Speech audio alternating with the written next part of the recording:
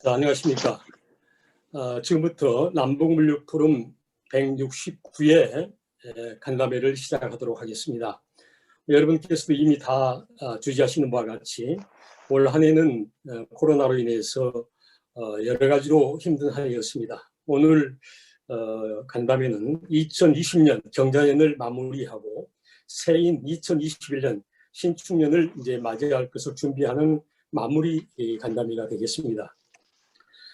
오늘 169회 온라인 포럼의 주제는 역사 속의 물류이라는 주제로 정필수 원장님께서 나와서 말씀해 주시겠는데, 잠시 뒤에 소개 말씀드리기로 하고, 먼저 프로그램 순서에 따라서 169회 온라인 간담회 개최 즈음에서 김영윤 남북물류포럼 회장님께서 인사 말씀과 함께 참석자들에 대해서 간략히 소개해 주시면 감사하겠습니다.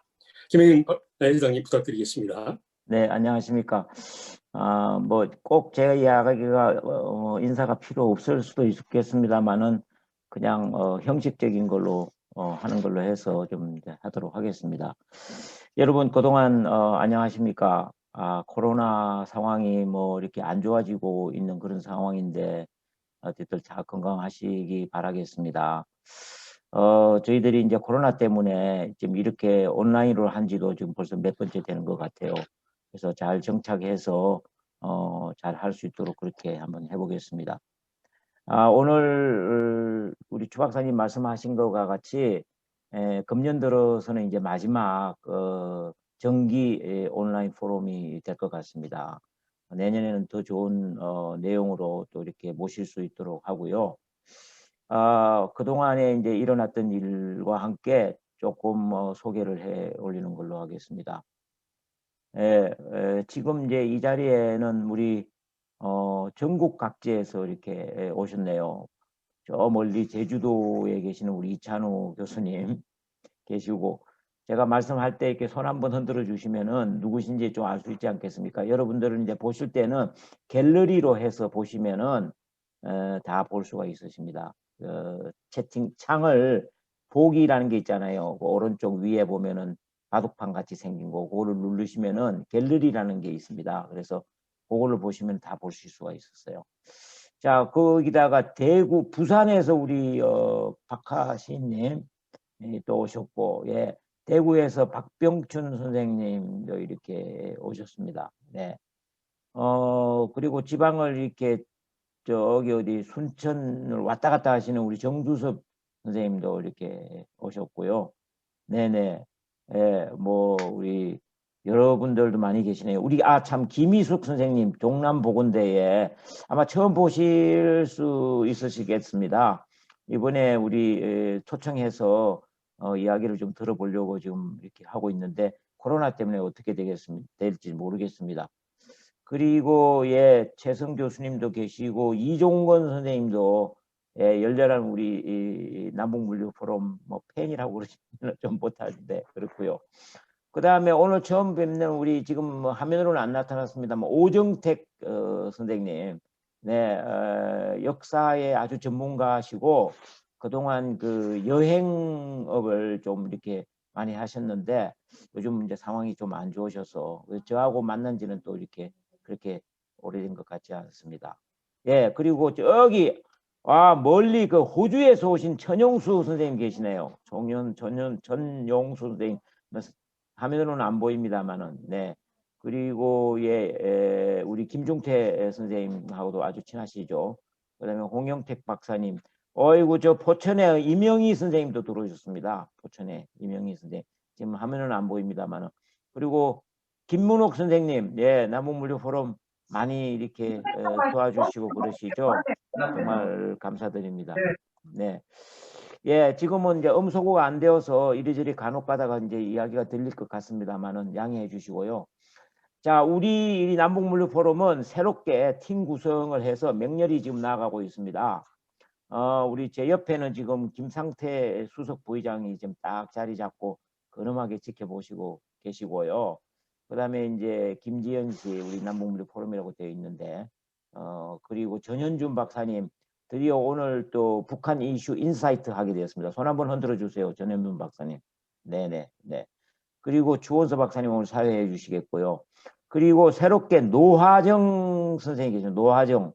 지금 이제 얼굴은 안 보입니다만은 우리 하는 거를 다 기록해서 또 이렇게 연구 보관할 수 있도록 만들어 줄 겁니다. 예. 회의록을 작성해서 이 회의록을 띄우니까 사람들이 정말 좋아하더라고요. 이렇게 안 들어오신 분들도 보실 수 있고 이렇기 때문에 그런 부분이 있습니다. 그래서 강의하시는 분들도 그렇게 해서 할 수 있도록 양해를 좀 해주시면 감사하겠습니다. 그리고 지난 11월 달에는 제1회 인천 국제 해양 포럼을 남북물류 포럼이 대거 참가해가지고 잘 치루었습니다. 2일 동안 했는데요. 저희들이 아주 남북물류 세션을 했습니다. 여러분들 밴드에 보시면 아마 잘 아실 것 같고요. 그 다음에 통일부에서 영역을 하나 받았습니다. 행사 용역을 북한 인권단체를 모아서 역량 강화 워크숍을 했거든요. 그것도 밴드에다 이렇게 올려놨습니다. 아주 의미 있는 좋은 강좌였다고 말씀을 하시네요. 그리고 엊그제 지난주 금요일에는 우리가 강릉을 갔습니다. 남북물류 포럼 사람들이 아주 대거 전문가들이 가가지고 북방협력 물류 종합시설과 강릉의 역할 뭐 이런 차원에서 애들이 이렇게 세미나를 하고 왔거든요. 예, 아주 다양한 활동을 지금 이렇게 많이 하고 있습니다. 자, 제 이야기는 뭐 그 정도로 하고요. 여러분 질문이 있으시면은 그 밑에 이렇게 커서를 갖다 대면 채팅이라고 나오지 않습니까? 채팅에다가 이렇게 들어가셔가지고 적어 놓으시면 됩니다. 질문이 있으시거나 코멘트가 있으시면은 거기에 지금 이제 채팅창에 보면은 예, 김희숙 선생님이 네 반갑습니다 하고 딱 적어 놓으셨네. 그리고 예, 이건재 선생님, 이분은 제가 생각하기에 예, 여러분들 아마 잘 모르시는 분인 것 같아요. 예, 저하고도 이제 만난 지 오래된 것 같기는 한데 잘 기억이 안 나네요.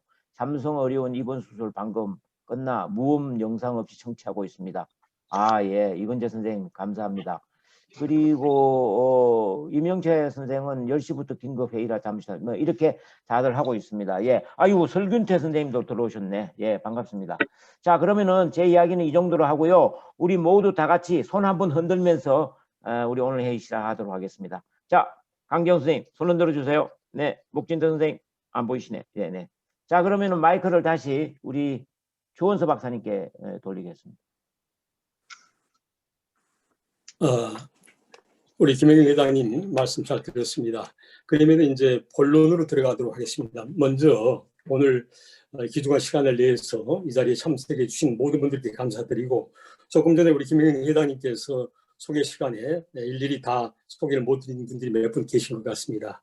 그분들께도 감사의 인사를 드리도록 하겠습니다.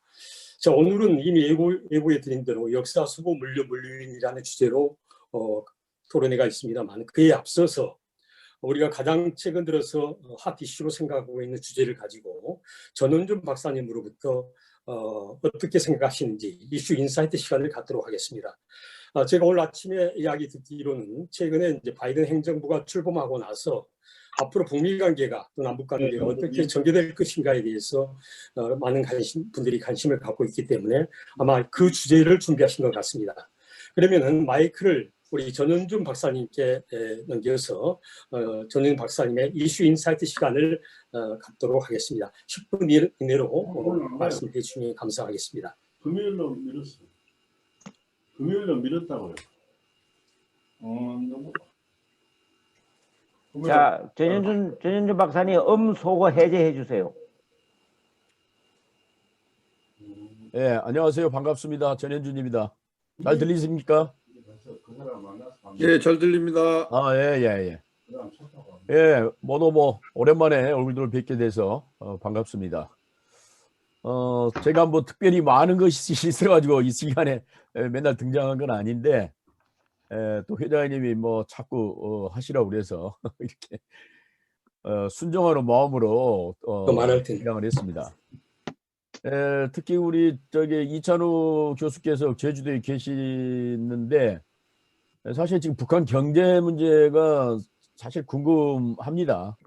정치 군사 문제도 물론 궁금하지만, 그래서 이찬우 교수께서 조금 이따가 혹시 시간이 되면은 잠깐 북한 경제에 대해서 또 얘기를 해주시면은 도움이 되지 않을까 싶습니다. 예. 지금 미국 대선은 이제 끝난 게 아니다. 그런 거 아닙니까? 지금 트럼프 대통령은 계속해서 불복종을 선언하고 있고 3, 4주 내에 자기가 당선자로 확정될 것이다. 이렇게 큰 소리를 빵빵 치고 있는 상황입니다. 그래서 도대체가 어떻게 돌아가는지 잘 모를 지경인데요.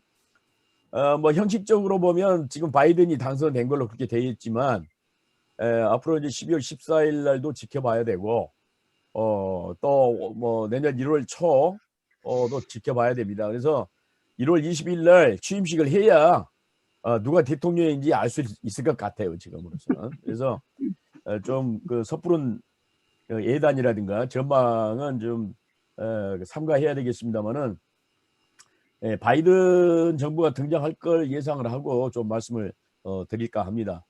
여기에 대해서 지금 북한은 일체 반응이 없어요. 김정은 위원장도 일체 얘기 없고 북한 매체에서도 일체 얘기가 없습니다. 좀 이례적이죠. 대체로 미국 대선이 대충 치러지면은 뭐 2, 3일 내에 아무리 길어도 2주 내에는 어떠한 그 선거가 있었다든가 누가 뭐 당선이 됐다든가 그런 얘기들이 있었는데 일체 얘기가 지금 없어요. 그러면서 지금 들리는 얘기로는 해외에 있는 대사들에게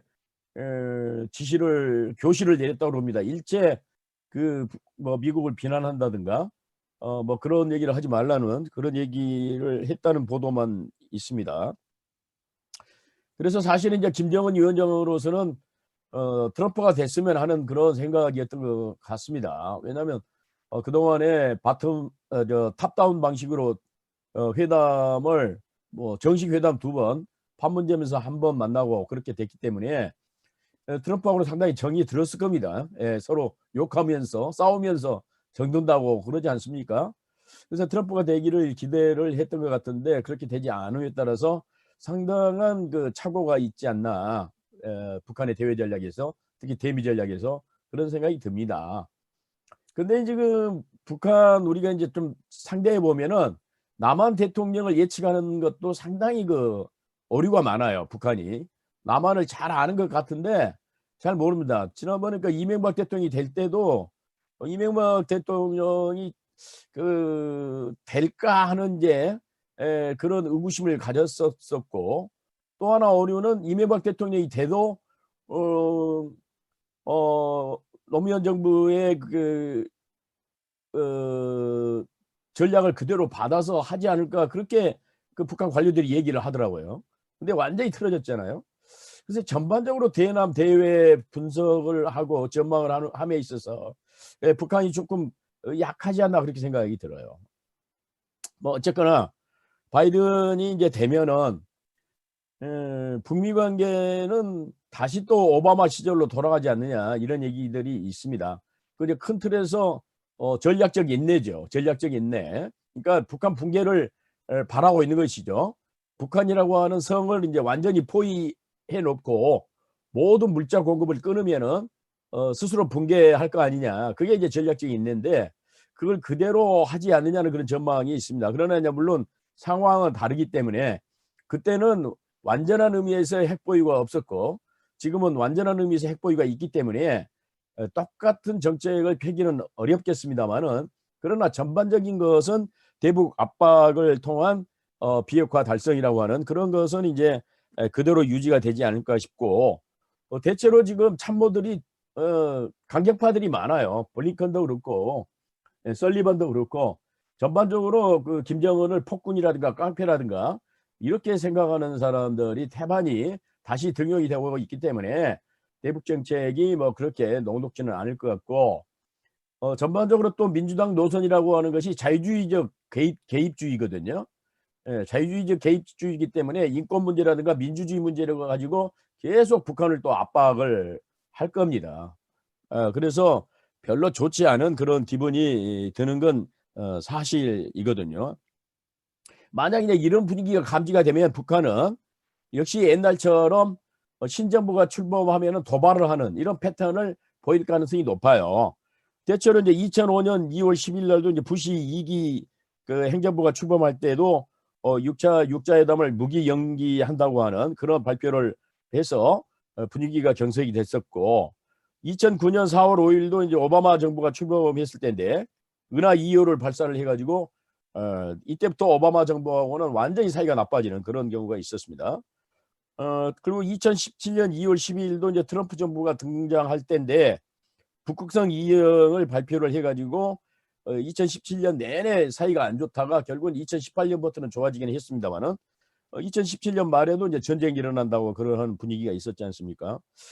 그래서 이제 미국의 그 바이든 행정부가 첫 그 메시지를 잘 보내야 돼요, 북한에 대해서. 물론 이제 그 바이든 당선자가 북한이 만약 핵 역량 축소 동의, 전제 조건입니다. 핵 역량 축소 동의를 하면은 정상회담을 하겠다고 그렇게 전제 조건을 달았는데, 핵 역량 축소 동의라고 하는 것은 사실상 김정은은 지난번에 트럼프하고 회담할 때, 하노이 회담할 때 영변 정도는 그 파괴하겠다, 폐기하겠다 그렇게 얘기를 했잖아요. 이것도 전체적으로 보면 핵 역량 축소 아니겠습니까? 그러니까 그 기조를 그대로 유지해 간다면 정상회담 가능성도 있습니다만은, 어쨌거나 좀 바이든 행정부가 그 유화적인 메시지를 보내야만이 내년에 조용히 이제 시작될 것 같은데, 그것도 좀 알 수가 없는 상황이거든요. 그래서 전반적으로 뭐 긍정도 부정도 하기는 쉽지는 않습니다만은, 제 개인적으로는 조금 더 부정적인 그런 요인이 많이 있지 않나 그렇게 생각이 됩니다. 그래서 이제 우리로서는 어떻게 해서든지 이 상황을 막아야 됩니다. 첫째는 바이든 정부가 대북 첫 번째 메시지를 좀 유화적으로 보내도록 우리가 외교적인 노력을 해야 될 것 같고, 둘째는 북한이 아무래도 바이든 행정부의 이제 진영이 짜지기 전까지 한 6개월 정도 필요한데, 이 기간에 제발 좀 도발을 하지 말아달라고 하는 그런 메시지를 북한에게 계속 보내야 되지 않을까 그렇게 생각을 합니다. 물론 과연 문재인 정부가 그 큰 두 개의 미션을 갖다가 잘 수행할지는 또 미지수입니다. 워낙 지금 국내 문제가 복잡해 있기 때문에 그렇습니다.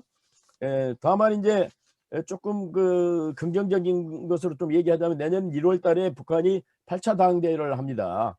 그러면 이 8차 당대회를 하면은 경제개발 5개년 계획을 다시 짜야 되고 새로운 전망 목표를 내놓아야 되는데, 이 전망 목표를 내놓기 위해서는 북미 관계가 개선이 되지 않으면 안 되는 거거든요.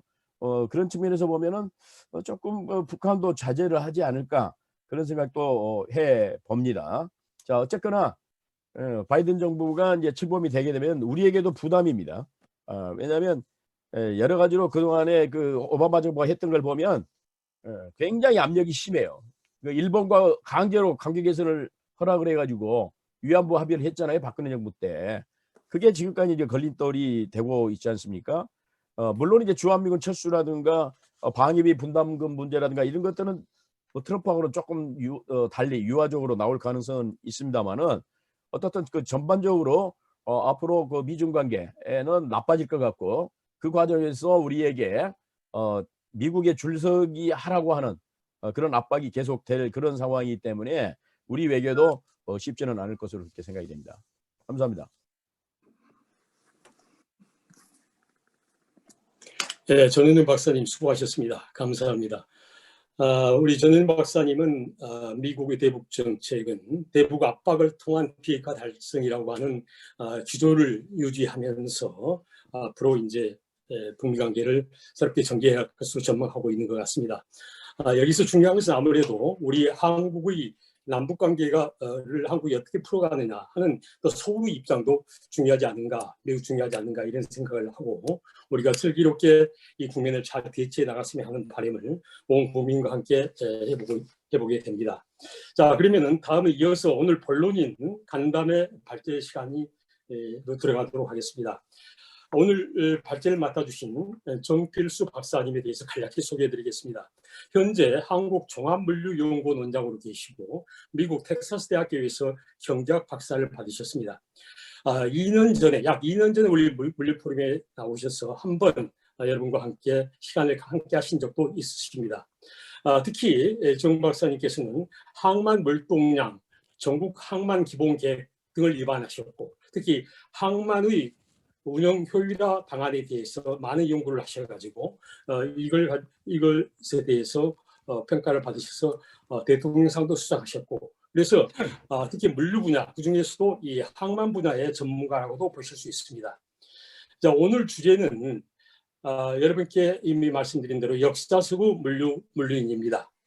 그래서 진행 상황을 잠깐 말씀드린다면은 약 앞으로 50분 정도 발제가 있으실 예정인데, 계속해서 발제를 50분 동안 하시다 보면 여러분께서 약간 지루하실 수가 있어서 1부와 2부로 나누기로 했습니다. 그래서 1부 약 25분 이내에 주로 역사 속의 물류에 대해서 설명을 해 주실 것입니다. 그리고 끝나고 나면 한두 분 중 혹시 질문이 있으시면은 듣고 나서 다시 2부에 들어가서 역사 속의 물류인을 중심으로 이야기를 해 주시도록 이렇게 하겠습니다. 여러분께서도 잘 아시다시피 현대사회에서 물류는 우리 산업의 미래를 좌우하고 국가 경쟁력을 갖추는 가장 중요한 요소로 평가받고 있습니다. 제가 과거에 대학 시절에 철학 공부를 했을 때 한 철학 선생님이 이렇게 교수님이 말씀하신 적이 있었어요. 철학을 공부하려면 철학사부터 공부해라. 근데 저는 모든 학문은 역시 그 공부를 하기 전에는 그 역사를 알아야 된다고 믿습니다.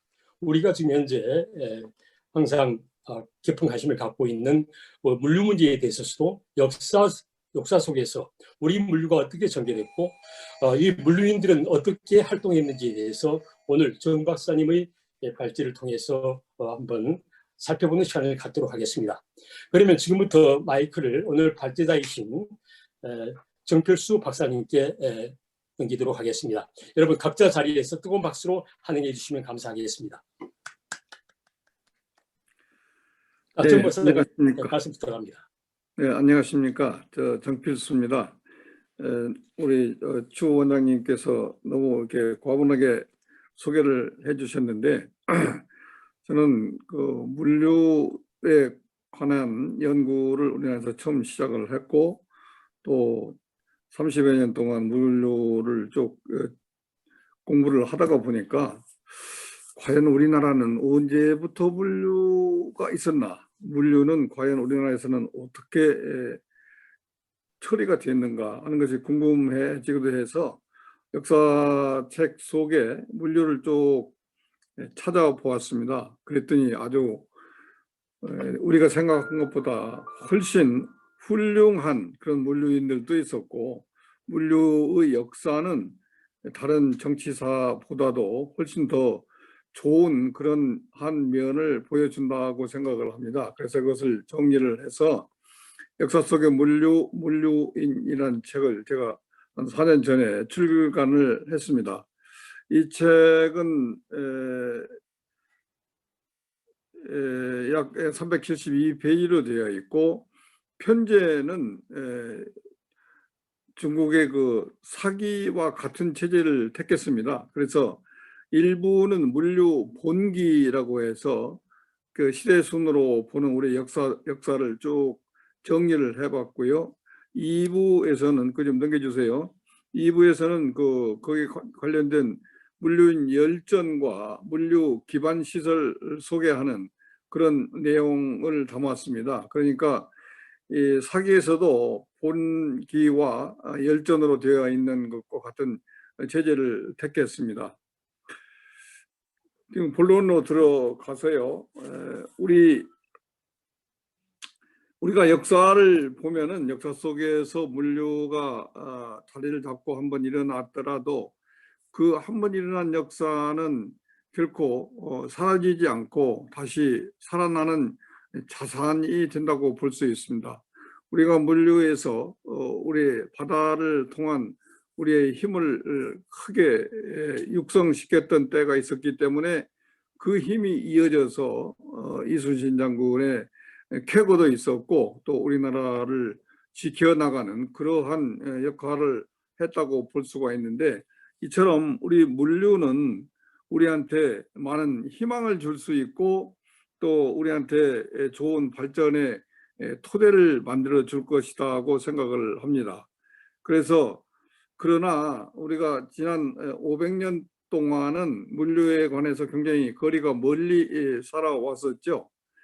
우리가 언제부터 이게 물을 멀리 하고 살았는지는 역사적으로 따져보면은 그렇게 오래되지는 않습니다. 조선시대에 들어와서만 그랬고, 그 이전 역사를 찾아보면은 우리 민족은 바다와 굉장히 가까운 민족이었다는 것을 알 수가 있는데, 그처럼 한 번 융성했던 역사는 결코 사라지지 않고 우리한테 그 좋은 자산이 된다고 볼 수가 있겠습니다. 우선 그러면 시대적으로 살펴보도록 하겠습니다. 고구려 시대부터 본다면은, 고구려는 대륙을 경영한 그 큰 나라였습니다만은, 역사적으로 살펴보니까 대륙 경영의 힘이 전부 다 바다 경영에서 나왔다고 이렇게 볼 수가 있습니다. 그래서 고구려는 일찍부터 주변 중국이나 다른 나라들과도 그 해상 교류를 굉장히 활발하게 추진을 했었습니다. 그리고 한때는 남으로 내려와서 경기만을 장악을 했었고, 그때가 장소왕 시절입니다마는 고구려가 가장 막강한 힘을 발휘했던 때라고 볼 수도 있습니다. 이처럼 본다면은 고구려야말로 해륙 간에 강력한 그런 나라를 구축을 했었다, 그렇게 볼 수가 있겠는데, 우리나라의 역사상 그 육상 물류는 굉장히 미미했습니다. 그러나 해상 물류는 굉장히 발전했고 또 큰 역할을 했었기 때문에 고구려가 그런 면에서 우리 해상 물류의 시초가 됐다고 볼 수도 있겠습니다. 그다음 백제는 그 해상 물류가 본류가 되었다시피 한데, 그 바다를 품어서 성장한 그런 해상 물류의 강국이라고 볼 수가 있죠. 여러 번 도읍을 옮겼지요. 그러나 그 옮겨진 도읍이 전부 다 강 하류에 있거나 바다를 끼고 있었기 때문에 백제는 바다와 떨어져서 생각할 수 없는 나라죠. 백제라는 이름도 백가제해라고 하지 않습니까? 백가제해. 우리 모든 그 많은 훌륭한 분들이 바다를 통제하고 바다를 그 컨트롤함으로써 나라를 세우는 그런 의미를 갖고 있다고 하는데, 이 백제가 고구려와 경기만의 그 주도권을 놓고 다투어서 뺏기기도 하고 또 그걸 장악을 하기도 하고 그랬었는데, 이 바다를 경기만을 장악을 했을 때가 백제가 가장 그 나라가 융성했던 때라고 볼 수 있습니다. 여기 보면 칠지도가 있는데, 이 칠지도는 백제가 경기만을 장악하고 힘이 제일 커졌을 때 일본에 선물을 한, 그 기념으로 일본에 선물을 한 그런 유물이거든요. 이때 이걸 보면은 백제가 얼마나 그 바다를 장악하고 큰 힘을 갖고 있었는가를 알 수가 있습니다. 그래서 우리 그 해양력의 기반이 바로 이런 백제에서 유래됐다, 그 시작됐다고 이렇게 볼 수도 있습니다. 백제는 그 힘을 일본에도 많이 전파를 했었고, 일본 혹은 중국과도 빈번한 교류를 통해서 그 무역을 쭉 유지를 했었습니다만은, 삼국 중에서 백제가 그 바다 물류를 가장 그 발전시킨 그런 나라였다고 이렇게 볼 수가 있겠죠. 그다음 신라는 그 우리 그 국토의 동남부에 위치해 있었기 때문에 바다를 경영하는데 그렇게 익숙하지는 않았습니다만은 그래도 문무왕이 바다에 대한 그 깊은 애정과 또 바다를 통한 국가 흥성을 위해서 저희가 해상 왕이 되겠다. 해상에 날 묻어달라. 그러면 내가 그 왜구들을 막고 그래서 신라가 발전하는데 나 나름대로 죽어서 역할을 하겠다 하고 이제 그런 이야기를 해서 그 문무왕의 능이 바닷속에 있지 않습니까? 그래서 이 신라가 이제 바다를 더 가까이 하게 되는데 신라도 중국 당나라와의 직접 접촉을 위해서 끊임없이 경기만을 손에 넣으려고 시도를 했었습니다. 그래서 그 당은포를 신라가 확보했을 때 신라의 힘이 바로 중국과 이어져서 삼국 통일을 할 수 있는 그러한 바탕이 만들어졌는데 이렇게 보면은 우리 삼국 시대에는 이 수도권, 지금 수도권인 경기만을 누가 장악하느냐가 바로 삼국의 파워를 결정하는 그런 근간이 됐다고 볼 수도 있습니다. 그 한편 해상 물류에 있어서 가장 강했던 나라는 가야라고 부를 수 있습니다. 가야는 가장 무역이 왕성했던 나라고 그 해상 교류를 통해서 많은 문물을 받아들였고 가락의 역사를 보더라도 그 인도에서 온 그 허황우가 가락국을 세운 수로왕과 결혼을 해서 나라를 세웠는데 그러한 신화를 보더라도 가야는 굉장히 그 해상 물류, 해상 문화가 발달한 나라였었는데 불행하게도 육상에서 그 신라나 백제의 공격을 막지를 못해가지고 그냥 들국화 같이 사라지고 말았습니다만은 그러나 가야의 그 발전된 조선술이나 해운 기술은 그대로 사라지지 않고 신라에 전승되어서 신라의 그 해양력을 키우는데 큰 역할을 했다고 볼 수 있겠습니다. 그리고 이제 신라는 삼국을 통일해서 바다에 관한 세력을 전부 다 총 집결을 했고 또 그를 통해서 많은 그 무역과 문화 교류의 그 장으로 활용을 했었습니다. 그래서 이 후신라 시대, 저는 뭐 이거 통일신라가 아니라 후신라라고 이렇게 생각을 합니다만은 후신라 시대에 우리가 잘 알고 있는 장보고 대사가 이제 드디어 출연을 하게 됩니다. 이 장보고 대사는 좀 이따 물류인에서 말씀을 드리겠습니다만은 그 청해진을 중심으로 해서 오늘날 우리가 생각하고 있는 글로벌 무역 체제를 구축을 했습니다. 이 청해진에는 무역군이 아니고 군사적인 면, 그다음에 다른 그 해외 교류를 할 수 있는 기본 네트워크를 가지고 있었고 물류에 관련된 각종 그 기술인들도 집결되어 있었기 때문에 요즘 우리가 이상적으로 생각하는 물류 클러스터가 만들어졌었다고 이렇게 볼 수가 있습니다.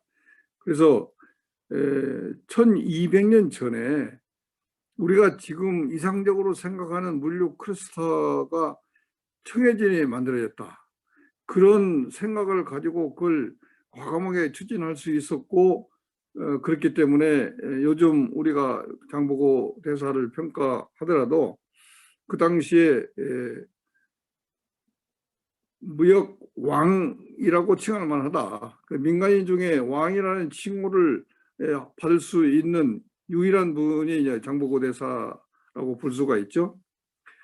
이건 통일신라 남쪽에서 이야기했고 그 북쪽에는 또 고구려 유민들이 발해를 설립을 했었습니다. 이 발해도 고구려의 해상력을 그대로 이어받아서 많은 그 해상 교류가 있었는데, 일본과는 약 2년에 한 번씩 대규모 사절단을 보내고 받고 하는 그런 기록이 좀 남아 있는 걸 본다면은 그 발해도 해동 성국이었다고 이렇게 볼 수가 있겠고, 그것이 바로 고구려의 해상 그 세력이 그대로 발해에 이어진 것이라고 볼 수가 있겠습니다.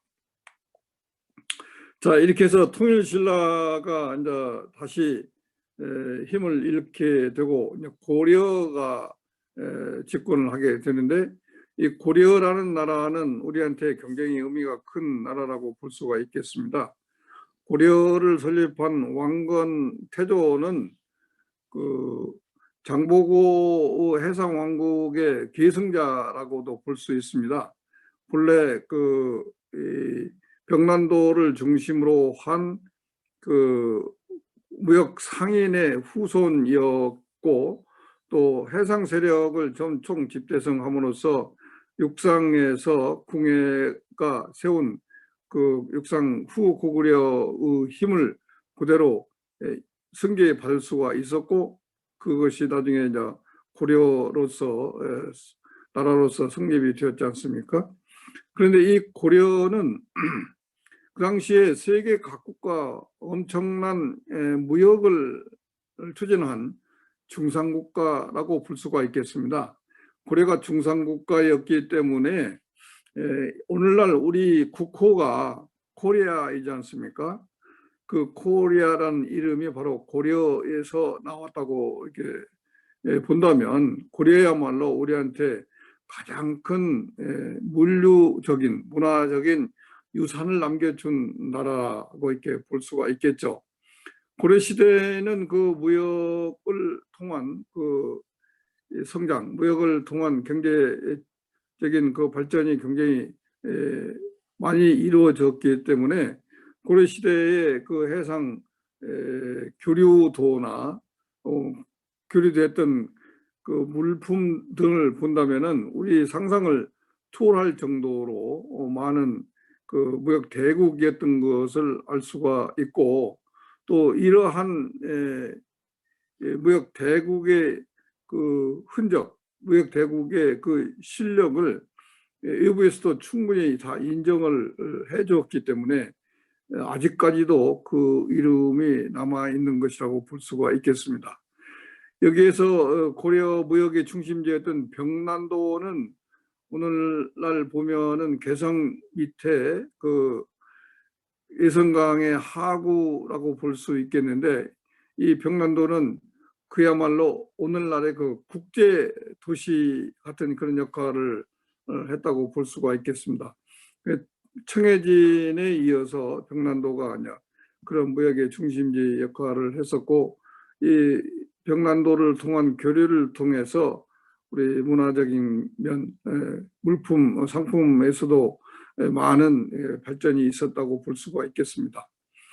그다음에 고려 시대에는 그 해외 활동도 다양했지만 국내에서도 그 해양 활동을 통제하고 지원하기 위한 그런 정부 조직도 오늘날 그 우리 해양수산부와 같은 그런 정부 조직을 갖고 있었습니다. 그래서 이미 그때 도항사나 해령이나 도부서 등이 있었고, 이러한 체제는 우리한테 큰 역사적인 교훈이 되었다고도 볼 수 있겠습니다.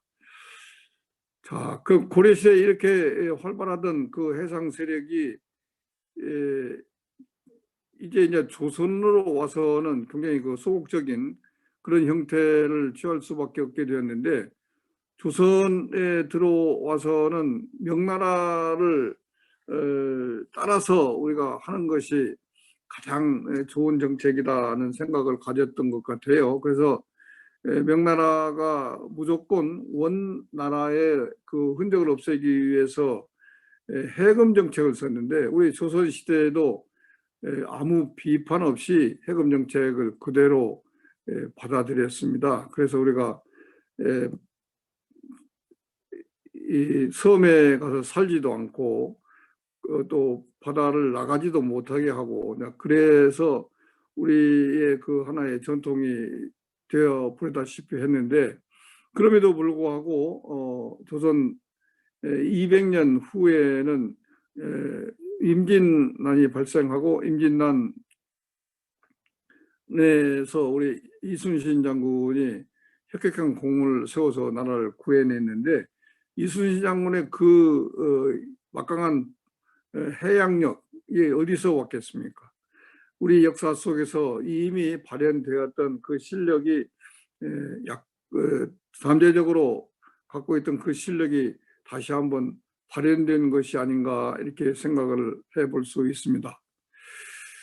그래, 우리가 이제 이 조선 중기를 거치면서 여러 가지 그 어려움을 많이 겪었고, 또 경제적인 발전을 이루지 못하고 있었는데, 이런 때에 나타난 것이 이제 실학파들이죠. 그전까지는 오로지 부원천이 농업에서만 나온다고 봤습니다만은, 농업만 의존해서는 더 발전을 못하니까 상업을 위주로 해서 발전을 해야 우리가 나라가 부강해지고 또 국방력도 키울 수 있다, 그런 이야기인데, 그것이 바로 이제 실학파라고 할 수 있죠.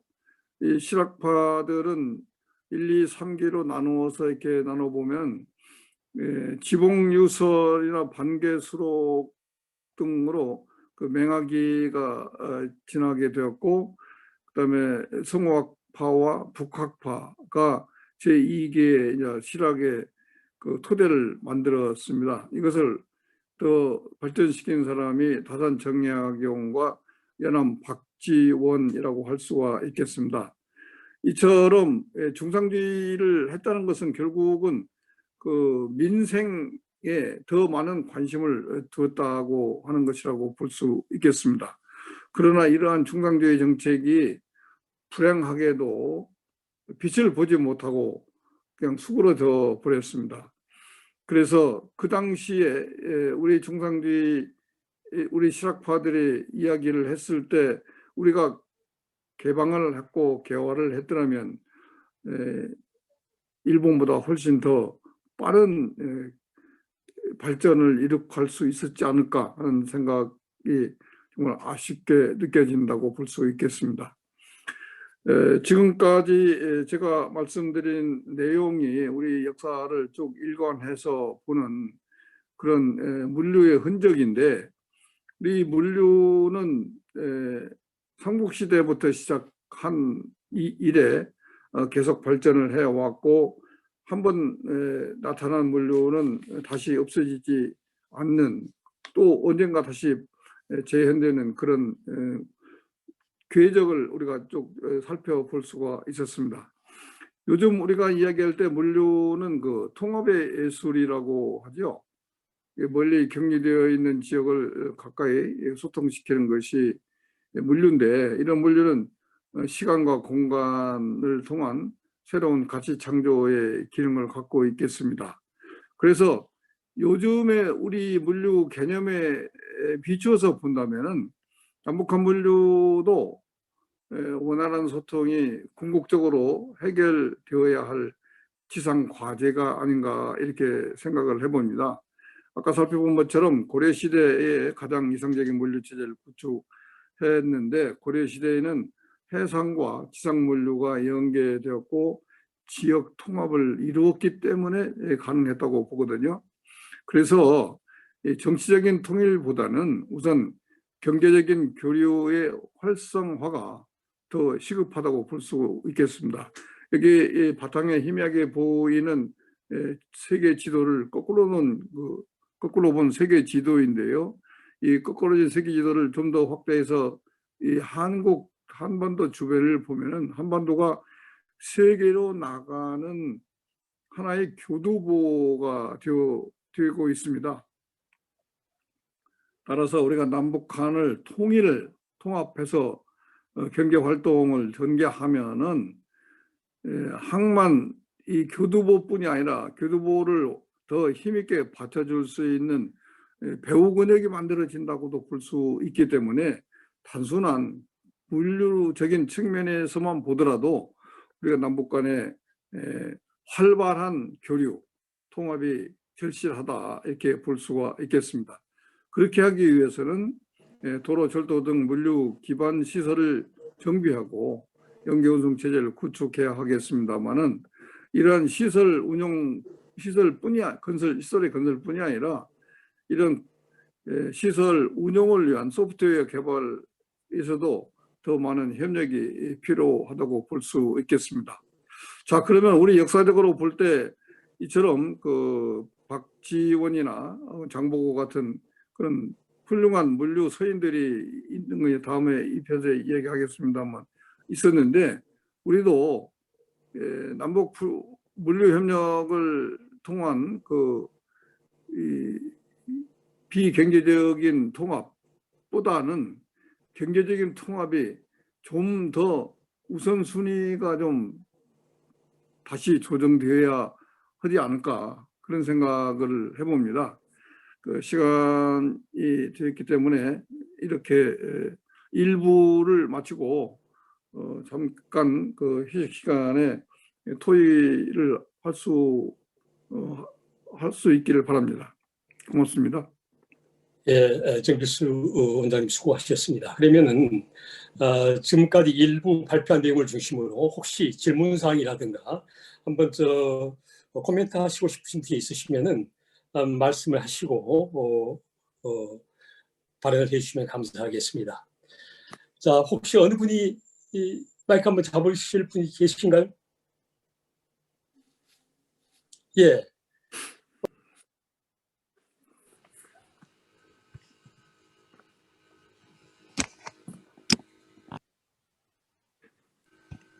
잘 안 들립니다. 지금 제 얘기가 들립니까? 들립니다.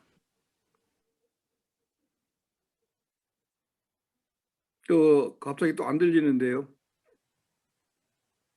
지금은 들리시죠? 지금 들립니다. 네.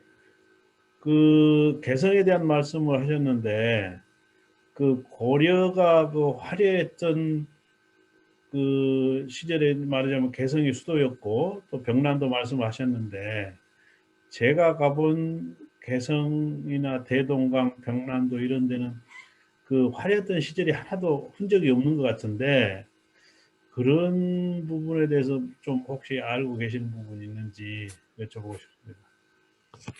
예, 고려 200년 동안은 해상 물류나 무역이 굉장히 활발했습니다만은 무인 집권이 100년 갔죠. 그 후에 바로 원나라가 또 100년을 갔습니다. 그래서 이제 결국 원나라 그 통제가 끝나고 나서 고려가 이제 망하게 되는데 고려를 둘로 나누어서 전반기 200년은 굉장히 해상무역이 발전했지만 후반기 200년은 해상무역이 굉장히 쇠퇴해버린 그런 시기라고 볼 수 있습니다. 원나라가 아무래도 육상무역, 육상교류에만 치중했지 해상교류에는 굉장히 문외한들이었기 때문에 고려의 해상무역이 굉장히 쇠퇴해질 수밖에 없었는데 그때 이미 병난도나 개성이 상당히 빛을 잃었지 않았을까 이런 생각을 해봅니다. 감사합니다. 예.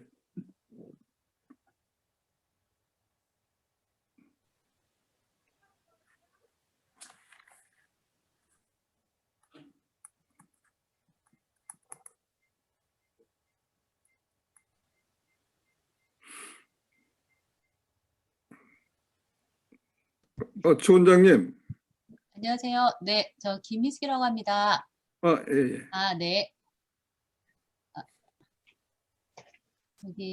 예, 전필수 박사님 강의 잘 들었고요. 제가 네. 이제 채팅창에도 넘겼는데, 이제 우리 역사 안에서의 물류 교류를 통해서 어떤 이제 경제가 발전하는 거에 대해서 우리가 갑자기 장보고 보고 너무 반가워가지고, 네, 너무 잘 들었는데, 이제 사실은 이제 미래에는 요즘에는 이제 어떤 기술 교류, 뭐, 이런 것들이 더 발전을 할 거라고 봅니다. 그래서, 그 사실, 오디오가 원활하지가 못한 것 같아서 네, 네.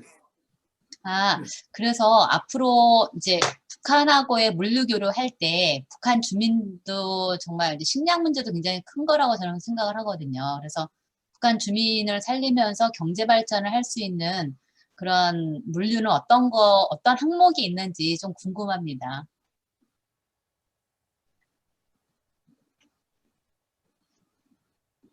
너무 앞서가는 질문이잖아.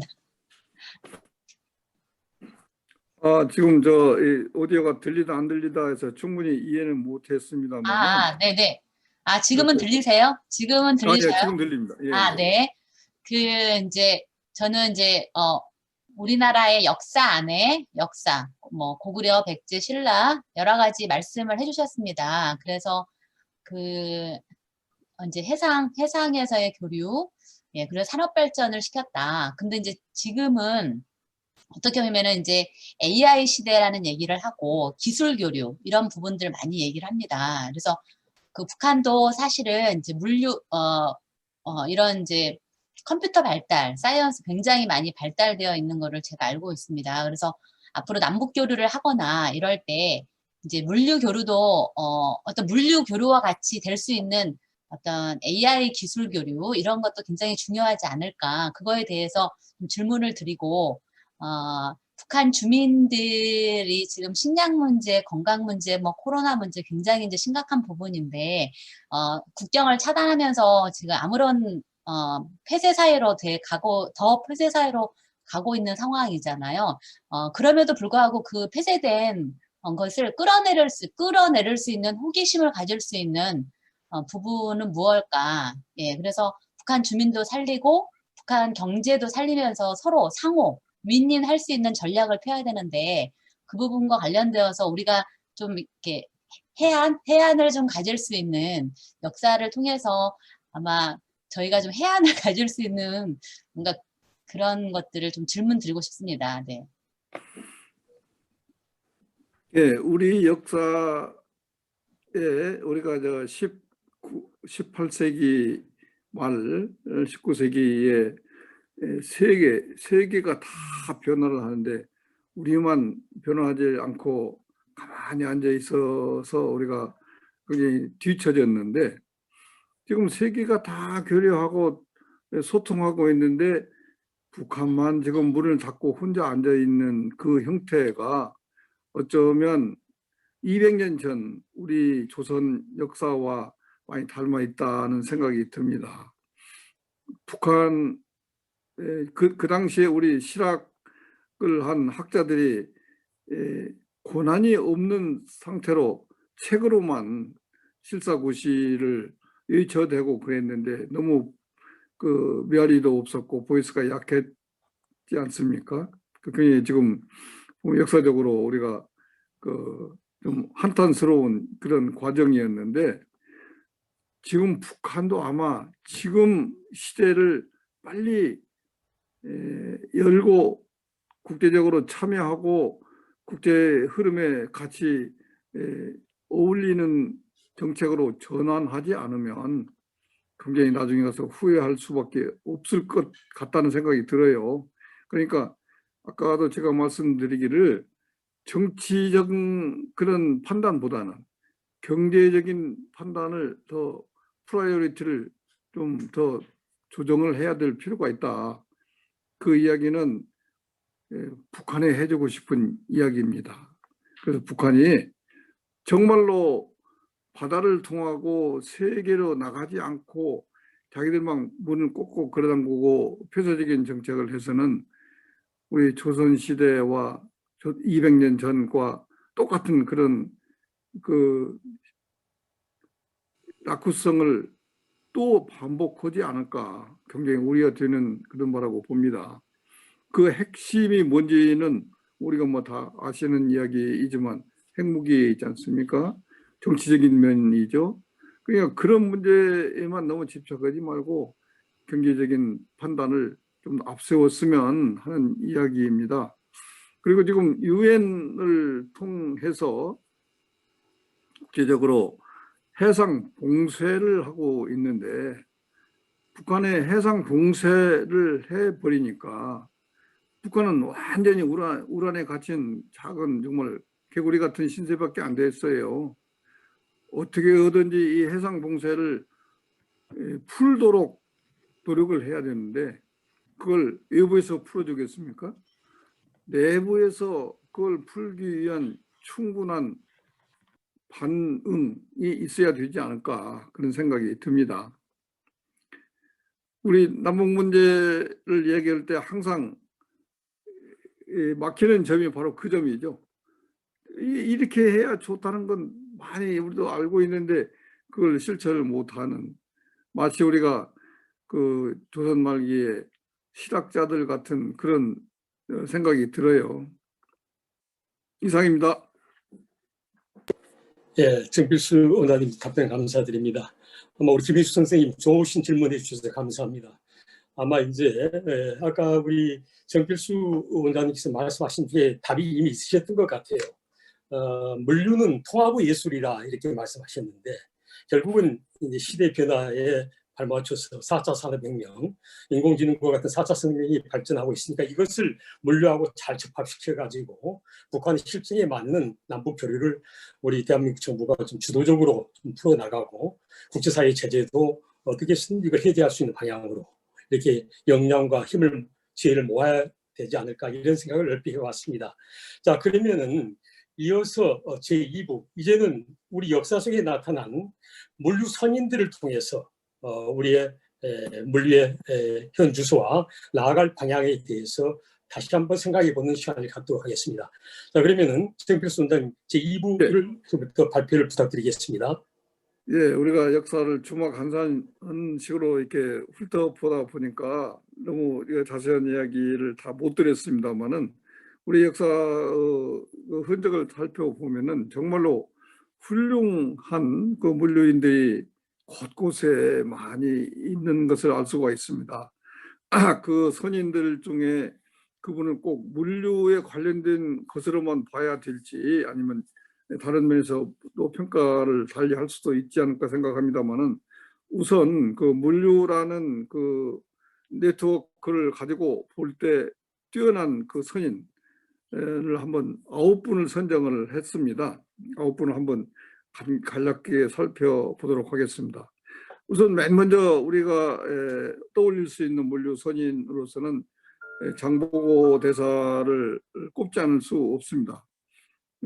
신라 통일 시대에 신라의 그 삼국의 결집 다 결합된 그 해상력을 전부 다 바탕으로 해가지고 이 동북아 해상을 전체 장악을 했고 또 무역을 통해서 교류를 활성화했고 해외 인적인 네트워크도 구성을 해서 오늘날 우리가 생각하는 물류 네트워크를 이미 구축을 하셨습니다. 그럴 뿐더러 이 장보고 대사는 자기 휘하에 있는 사람들한테 항상 긍정적이고 희망을 줄 수 있는 그런 그 리더십이 굉장히 뛰어났습니다. 그래서 물류를 하는 데는 이처럼 장보고 대사처럼 훌륭한 리더가 정말 꼭 필요하다 이런 생각을 합니다. 물론 이런 뭐 훌륭한 리더는 물류뿐이겠습니까? 정치, 사회나 어떤 데에서도 마찬가지겠습니다만은 특히 이 물류 부분처럼 외적인 여건이 갖춰지지 않았는데도 불구하고 앞서서 구축해서 끌고 나가야 하는 부분이기 때문에 이런 부분을 끌고 나가려면은 훌륭한 그 앞날에 대한 그 비전도 있어야 되고 또 그런 비전을 실천할 수 있는 그 파워도 있어야 되는데 그런 면에서 우리 장보고 대사가 굉장히 훌륭한 우리가 중상주의 국가로 나가는 데에는 가장 우리가 표본으로 삼아야 될 그런 분이라고 생각이 듭니다. 그다음 이 암울한 그 조선 시대에 또 새로운 그 여명처럼 밝은 빛을 던져주신 분이 바로 박지원, 예남 박지원이죠. 예남 박지원은 우리나라 물류의 가장 기본적인 문제가 수레가 없어서 안 된다. 수레가 있어야 멀리 떨어진 지역 간의 소통을 많이 할 수 있고, 어떤 지역에서 많이 생산되는 것은 생산 안 되는 지역에 분배해서 나누어서 고루 소비를 할 수가 있고, 그런데 우리나라는 길이 좁고 수레가 없어서 교류가 일어나지 않는다. 그러니까 물류를 세우기 위해서 혹은 상업을 발전시키기 위해서는 수레가 있어야 된다. 근데 이 수레의 중요성을 말했는데, 바로 이것이 우리가 최근 우리가 얘기할 수 있는 교통수단, 운송수단이라고 할 수가 있겠죠.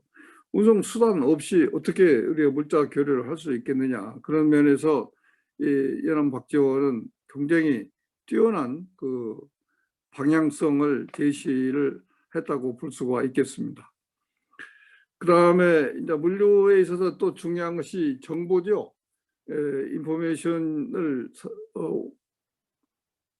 빨리 주고받고 그걸 파악을 하고 있어야 이 소통이 원활하게 일어나는데, 그러한 정보 소통에 있어서는 김정호의 대동여 지도를 생각 안 할 수 없습니다.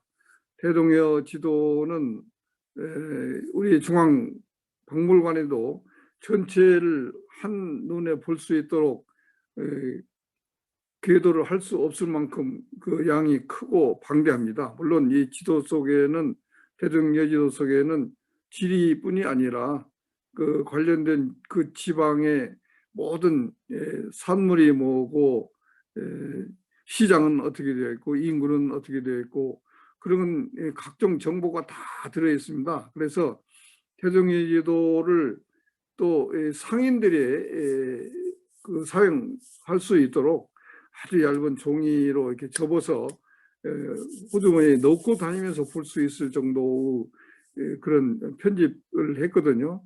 이것은 정말 요즘 우리가 알고자 하는 그 정보의 집대성이라고 볼 수가 있겠습니다.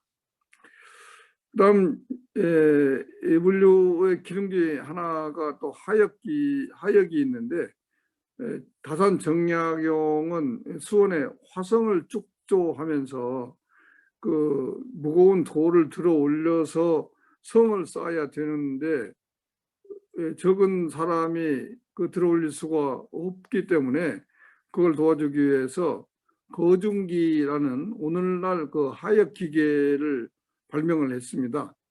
이 다산 정약용은 이 학문뿐이 아니라 실생활, 과학, 의술, 뭐 각종 기술에도 굉장히 많은 그 지식을 갖고 있어 가지고 서양에서 만들지 않았던 거중기라는 것을 자기가 고안을 해가지고 많은 도르래를 이용해가지고 무거운 물건을 쉽게 들어 올리고 내릴 수 있는 그런 걸 만들어서 화성 축조를 굉장히 그 시간을 단축을 했습니다. 그러면서 보면은 이 물류의 선인이라고 분명히 볼 수가 있죠. 그다음에 박지원이 쓴 그 예남 박지원의 그 열하일기에 그 내용 중에 허생전이라는 그 소설이 들어 있습니다. 이걸 나중에 춘원 이광수가 따로 독립시켜서 책으로 출판을 했습니다만은, 이 허생전이야말로 물류인이라고 볼 수 있습니다. 이게 단순한 소설일 뿐 아니라 실물이 있었다고 그래요. 그러니까 그 허생이라고 하는 것은 가명이지만 실존 인물이 그렇게 했다고 하는데, 매점매석을 통해서 가치를 금방 변화시키는 거죠. 제사에 필요한 많은 제수품들을 딱 매점매석 해가지고 모든 집안에서 제사 지내는데 제사를 못 지내게 되니까 값이 10배쯤 오른단 말이죠. 그러면 그때 방출을 해가지고 아주 많은 이익을 택하는 그런 과정을 그린 것이 허생전인데, 이게 바로 중상주의의 그 요체를 그대로 정리한 책이라고 볼 수가 있겠습니다. 그 다음에 그 근대적 해상 운송의 규제로 최봉준을 저는 정리를 했습니다. 이 최봉준은 그 1770년대에 그 러시아의 한 귀족 집의 양자로 들어갔다가 그 자산을 물려받아서 나중에 그 일제가 들어오기 전에 조선 말기에 이미 선박을 동원한 해상 운송을 했고 청진에서 소를 사서 러시아로 수출을 하는 그런 운송을 했고 나중에 더 커져서 동북아 전체를 관장하는 그런 해운 회사를 만들었는데 이 최봉준이야말로 우리나라의 그 해상 운송의 최초의 선인이라고 볼 수가 있습니다. 그다음에 이제 임상옥 거상으로 많이 알려졌죠. 개성 출신의 그 상인인데 상인일 뿐 아니라 많은 그 좋은 역할도 많이 했고 그래서 역사적으로도 이렇게 우리가 찾아볼 수 있는 그런 분인데 이 임상옥은 오늘날 우리가 볼 수 있는 종합무역 상사와 같은 그런 역할을 했습니다. 그래서 이 물류 거래에 있어서 굉장히 새로운 가치 창출 그런데 큰 그 비전이나 거목이 됐던 그런 분입니다. 그다음 이제 근데 현대에 들어와서는 정주영 현대그룹 회장을 꼽지 않을 수 없습니다. 이 정주영 회장은 그 물류의 기반이 되는 그 건설, 다리나 도로 건설, 우리 경부고속도로 건설도 정주영 현대건설에서 처음 시작했죠. 그다음 곧 이어서 자동차를 생산을 했고, 그 다음에 또 조선소를 만들었고, 그래서 육상뿐이 아니라 해상 물류에까지 전반적으로 다 총괄할 수 있는 그런 물류인이라고 볼 수 있겠습니다. 정주영 회장은 나중에 말년에는 북한에 또 소를 몰고 올라가서 그 통일소를 북한에 갖다가 전달해주고 통일을 위해서도 많은 그 역할을 했습니다만은 끝내 그 끝까지 그 좋은 결과를 보질 못하고 그냥 돌아가셨습니다. 그다음 또 한 분의 물류인으로서 꼽을 수 있는 분이 조중훈 한진그룹의 그 창설자입니다. 조중훈 그 회장도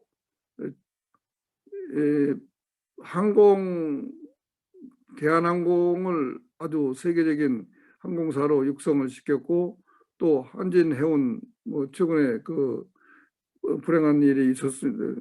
파산되었습니다만은 한진해운을 또 만들어 가지고 해상 물류, 항공 물류를 처음으로 이렇게 개척한 그런 분이라고 할 수 있겠습니다. 이처럼 9분을 물류인으로 선정을 해 보았습니다. 우리가 더 많은 분을 물류인으로 선정을 해서 살펴보면 좋겠지만 이분 정도로 그치는 것이 좋을 것 같고요. 그 다음에 이제 물류의 기반 시설을 살펴보았습니다. 우선 육상 물류에서는 길이 제일 중요하겠죠. 우리나라는 그 일찍부터 길을 만들지 않았기 때문에 우리 육상 물류가 거의 정체 상태를 면치를 못했습니다만은 일제 시대에 이제 도로를 건설하기 시작했습니다. 그래서 신장로가 만들어졌는데 이러한 아주 구형의 그 신장로 태제를 벗어나서 고속도로 건설을 1970년에 처음 했고 지금은 50년이 지난 지금은 전국이 일일 생활권 속 어쩌면 4시간 이내에 다 도달할 수 있는 그런 생활권으로 연결되어 있습니다. 이 도로는 그만큼 육상 물류에서 그 중요한 기반 시설이라고 볼 수가 있겠습니다. 그다음에 이제 조운인데요. 그 조선 시대에 해운이나 바다는 멀리 했지만 그 세곡의 운반을 위해서 조운은 그대로 유지를 했었습니다. 그래서 이 조운을 통한 그 해상 운송 그 기록은 쭉 우리가 가지고 있는데, 조선시대 이처럼 조운이 활발하게 활용될 수 있었던 것은 배를 만드는 조선술이 쭉 이어져 왔기 때문이라고 볼 수 있겠죠.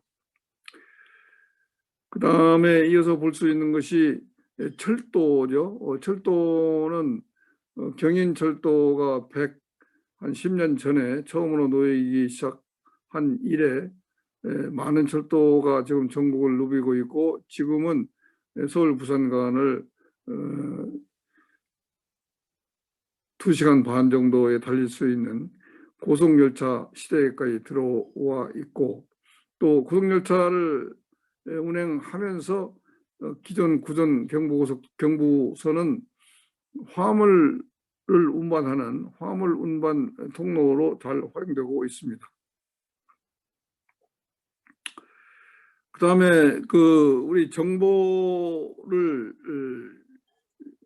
전달하는 정보 교환의 그 결정점으로서는 역참이 있었습니다. 역참은 본래는 그 정부 관용 출장자들의 그 말을 바꿔주는 그런 역할을 하는 것이 역참이었는데, 이 역참이 그 후에 기능이 자꾸 발전해서 정보도 교환을 하고 새로운 유통 기능까지도 갖게 되었고, 또 이런 역참 간의 그 정보 전달을 더 원활하게 하기 위해서 봉수제도도 또 만들어졌다고 이렇게 볼 수가 있는데, 이러한 역참이나 봉수제도를 통해서 정보가 굉장히 원활하게 전달될 수 있었다고 볼 수가 있습니다.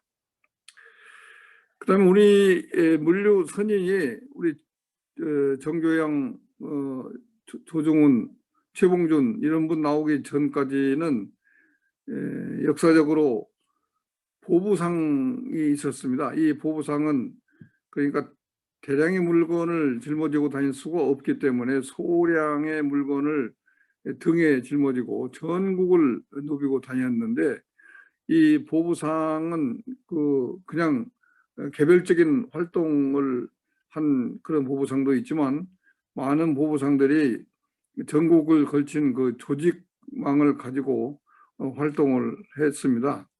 때로는 정치적으로도 이용되기도 했었죠. 그래서 이성계 이 대조가 건국 시기에도 보부상을 활용했던 기록이 있고, 또 우리 독립운동을 할 때에도 이 보부상들이 많이 역할을 했던 것을 알 수가 있습니다. 그 다음에 우리 이제 이 물류의 거점이라고 볼 수 있는 하나의 그 사이트가 바로 객주라고 볼 수 있습니다. 객주는 요즘 말하면은 호텔 격이죠. 그러나 이 상업에 관련된 분들이 전국을 이동할 때, 이런 보부상들이 이동할 때 머물러서 거주하는 그런 머물러서 또 준비를 하는 그런 집이 이제 객주인데, 이 객주 기능이 점차 변화되어서 금융기관 역할도 했고, 또 복합적인 물류 활동을 하는 그런 중심지가 되기도 했다고 볼 수 있습니다. 그 다음에 아까 그 좋은 상태가 그 조선시대에 쭉 유지됐다고 했습니다만은, 점차 그 조세가 쌀로 하던 것이 돈으로 바꿔지게 되니까 조운이 필요가 없어지게 되죠. 그러니까 조운에 동원됐던 그 배들이 다시 가까운 강 안을 중심으로 운송하는 그 운송인으로 변천이 되는데 그게 바로 경강 상인이라고 볼 수가 있겠습니다. 물론 경강은 한강이죠. 한강의 마포를 중심으로 해서 많은 그 운송할 수 있는 그런 그 운송인들이 존재했는데 지금 오늘날 우리 해운업에 이제 연안해운의 그 모태가 된다고 볼 수가 있겠습니다. 근데 이런 경강상인은 굳이 꼭 한강뿐이 아니라 낙동강, 섬진강, 금강에 다 이런 경강상인 체제가 있었던 것을 알 수가 있고 이런 경강상인을 통해서 조선 기술이 더 보존되고 발전되고 그럴 수가 있었기 때문에 우리 물류를 하는 데 있어서 상당히 중요한 그런 흔적이 된다고 볼 수도 있겠습니다.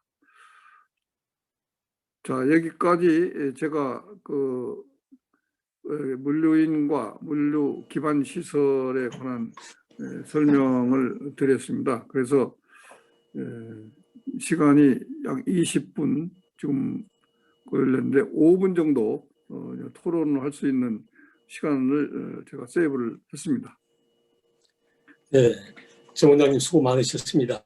이제 2부에는 우리 역사에서 물류 분야에서 길을 개척했던 장보고 대사를 포함해서 8분을 소개하고 우리의 물류 시스템에 대해서 근대적 물류 시스템인 조언 등에 대해서도 역사의 발자취를 따라서 좋은 설명을 해주셨습니다. 자, 그러면 지금부터 2부를 포함해서 오늘 발제하신 내용 전반에 걸쳐서 혹시 질문사항이라든가 함께 생각을 나누고 싶으신 분이 있으시면 말씀해 주시면 감사하겠습니다. 혹시 어떤 분이 있으신가요? 네, 우리 강지용 원장님께서 한번 말씀해 주시죠. 제가 또 먼저 말씀드리겠습니다. 발표해 주셔서 감사하고요. 정말 좋은 내용을 많이 알게 됐습니다. 그런데 말씀을 듣는 중에 느낀 것이 정말 뭐 이제 좀 요즘 말로는 좀 뭐 정책이겠습니다만 이 국가의 역할이 정말 중요하다, 그런 걸 새삼 느끼게 됩니다. 그리고 특히 또 이제 인상적이었던 부분이 우리 그 최봉준 조선 말기의 최고의 거부였다고 하는 우리 최봉준 선생에 대한 얘기인데 발표하시는 내용 중에 이제 한 가지 그 성진을 청진이라고 말씀하셨던 것 같은데 그 성진이 지금 김책으로 이제 이름이 바뀌었답니다.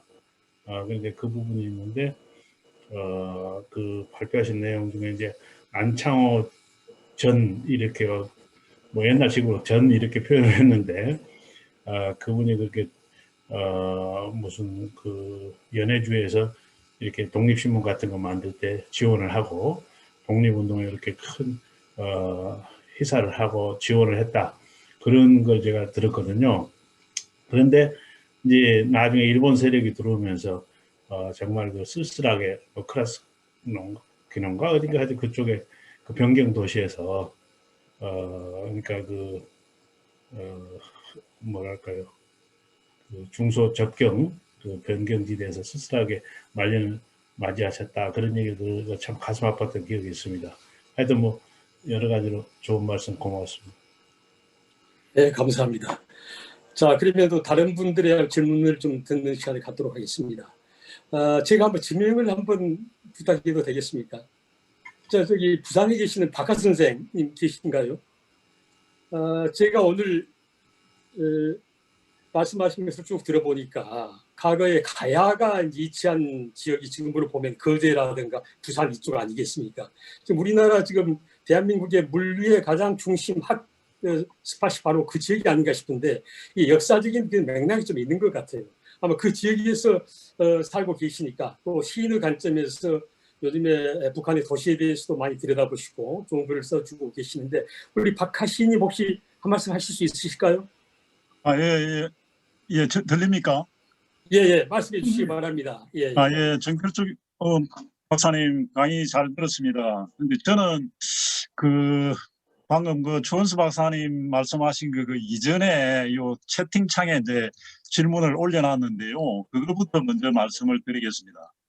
그러니까 이 다산 정약용 선생이 그 수원 화성 건설할 때에 그 마스터 플랜도 만들고 그러고 이제 거중기를 뭐 이제 발명했다는데 사실은 이제 중국의 기기 도술이라든가 뭐 이런 그를 참고를 해가지고 개량을 많이 해가지고 공사하는 동안에 이렇게 이 인건비 전략이라든가 공사 속도라든가 굉장히 이제 편하고 안전하게 뭐 했다는 거를 많이 지금도 뭐 이 책에도 나오고 자랑을 합니다만은 그게 왜 그러면은 그 이후에 그런 이 성곽이라든가 뭐 하여튼 그런 그 공사를 할 때에 거중기가 개선이 되고 보다 더 적극적으로 활용을 하지 못했는지 그게 그 원인이라든가 그거를 혹시 어떻게 생각하시는지 그걸 좀 여쭙고 싶습니다.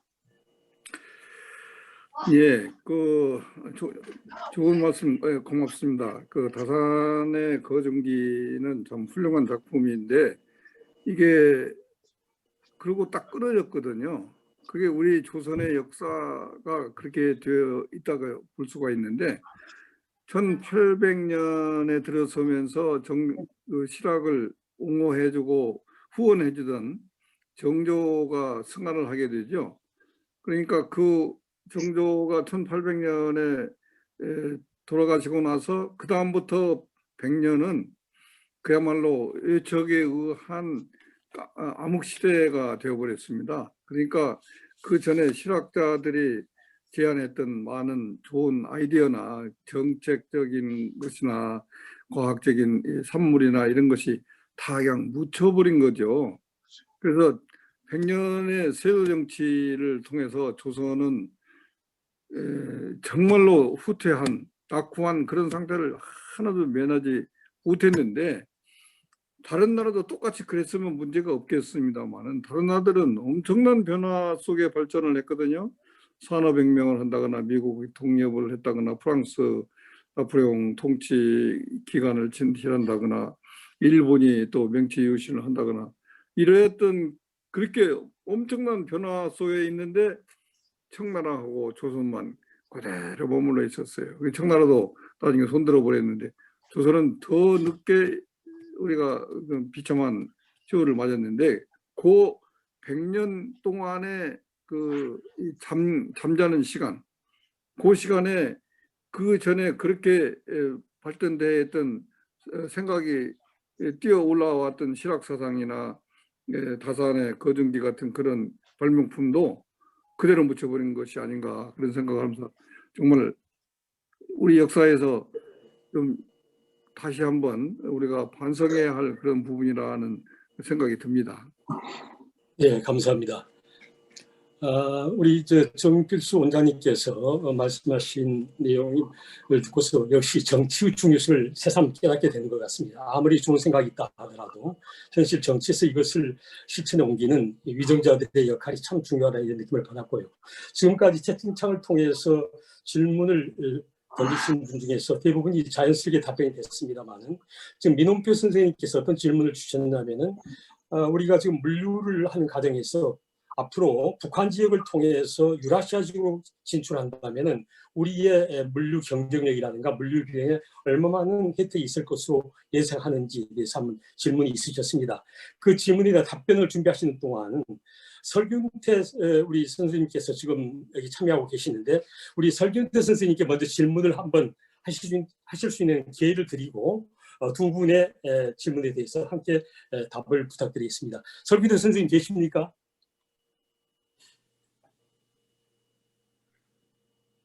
자, 우리 설균태 선생님 안 들으셨는가요? 자, 그러면은 정필수 원장님, 조금 전에 민원표 선생님이 질문하신 것에 대해서 먼저 답변을 부탁드리겠습니다. 예, 북한과의 통합이 우리 물류에 주는 이펙트는 상상을 초월할 만큼 큰 플러스 이펙트가 있다고 봅니다.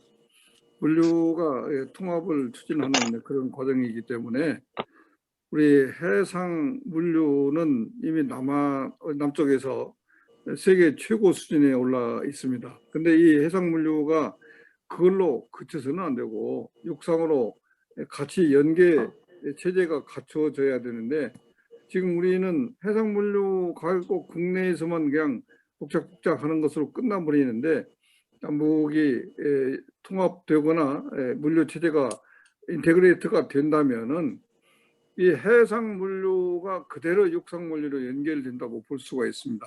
그것은 우리가 생각한 것보다 훨씬 이펙트가 클 걸로 생각을 합니다. 지금 우리는 남북물류 하면은 육상물류는 생각을 안 하고 북한에 그냥 철로를 거쳐서 시베리아로 나가는 그런 아주 소극적인 그런 물류만 생각을 하는데 사실은 남북 통합이 완벽하게 된다면은 그 육상물류에서 생길 수 있는 새로운 부가가치가 엄청 많을 거라고 생각을 해요. 첫째는 아까도 얘기했습니다마는 우리가 공업 사이트가 더 많이 내륙에 생기게 되면은 해상을 통한 교류가 더 활발해진다고 볼 수가 있습니다. 베트남의 경우를 보면은 베트남이 지금 동남아 국가 중에서 굉장히 그 발전된 상황에 빨리 올라왔는데 그렇게 빨리 올라오게 된 것이 그런 통합된 물류 과정, 통합된 경제 체제였기 때문이라고 봅니다.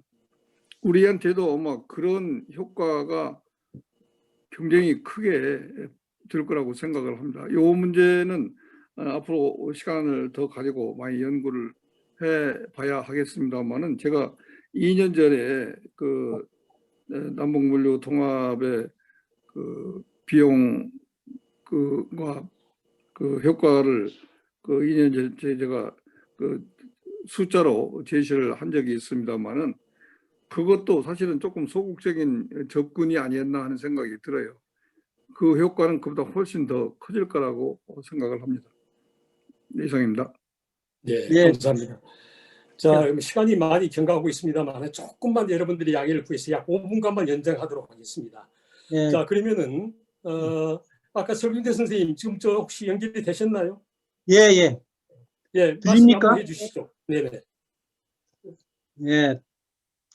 그동안에 코로나 때문에 못 만났던 분을 이거 남북 물류 포럼에서 이런 포럼을 개최해 주셔서 간담회를 개최해 가지고 많이 만나게 된 것 같습니다. 반갑습니다. 오늘 그 정 박사님을 통해서 물류가 이렇게 소중하다는 것을 다시 한번 느끼게 됐습니다. 사실은 그동안에도 물류가 중요하다는 건 알았지만은 이렇게 역사적으로 집대성 해가지고 이렇게 말씀하시니까 아주 정말 많은 도움이 됐습니다. 그래서 지금 남북관계가 꽉 막혀 있는데 지금 남북관계에서 아까 우리 정 박사님이 말씀한 중에 참 공감이 드는 얘기가 있었어요. 뭐가 있냐면은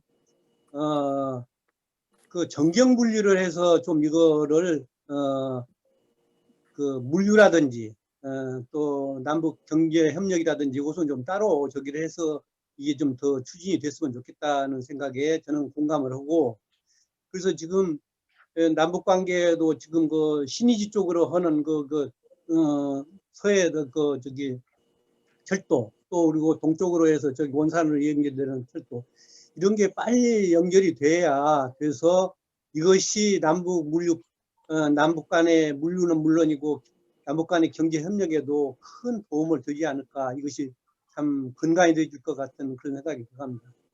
저는 그 일찍이 그 1970년대 초에 제가 싱가포르를 방문한 적이 있는데 싱가포르는 도시국가로서 지금 아시아에서 가장 잘 사는 선진국으로 발달한 것이 바로 이 물류, 그 해상 물류를 통해서 시작됐다는 걸 생각할 때에 우리도 이 물류를 통해서 정말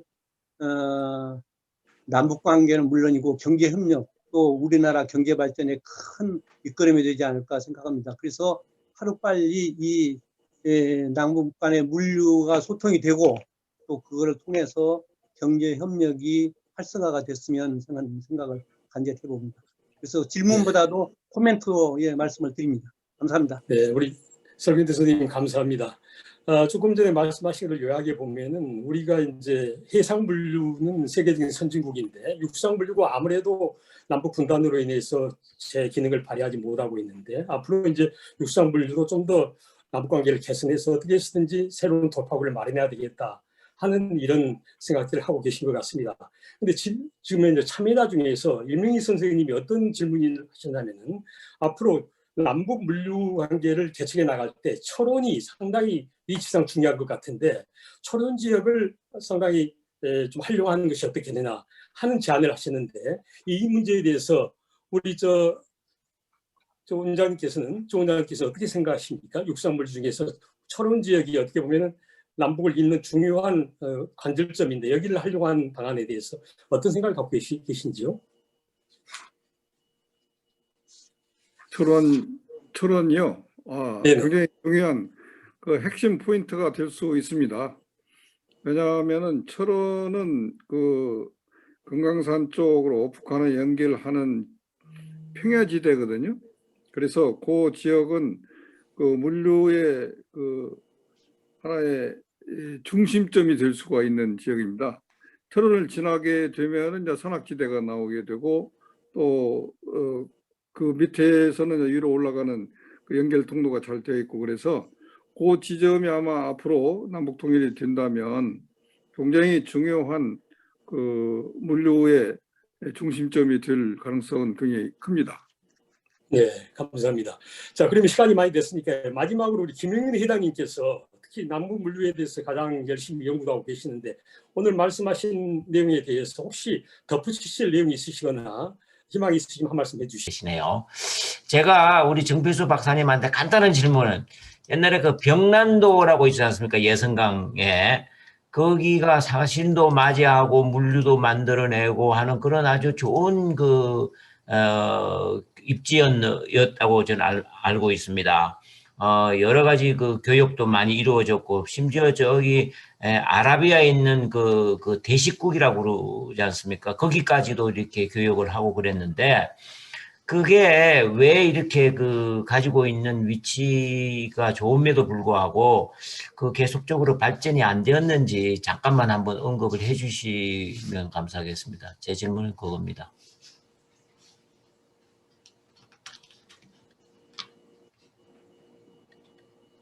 저기 조 원장님 소리가 안 들립니다. 예.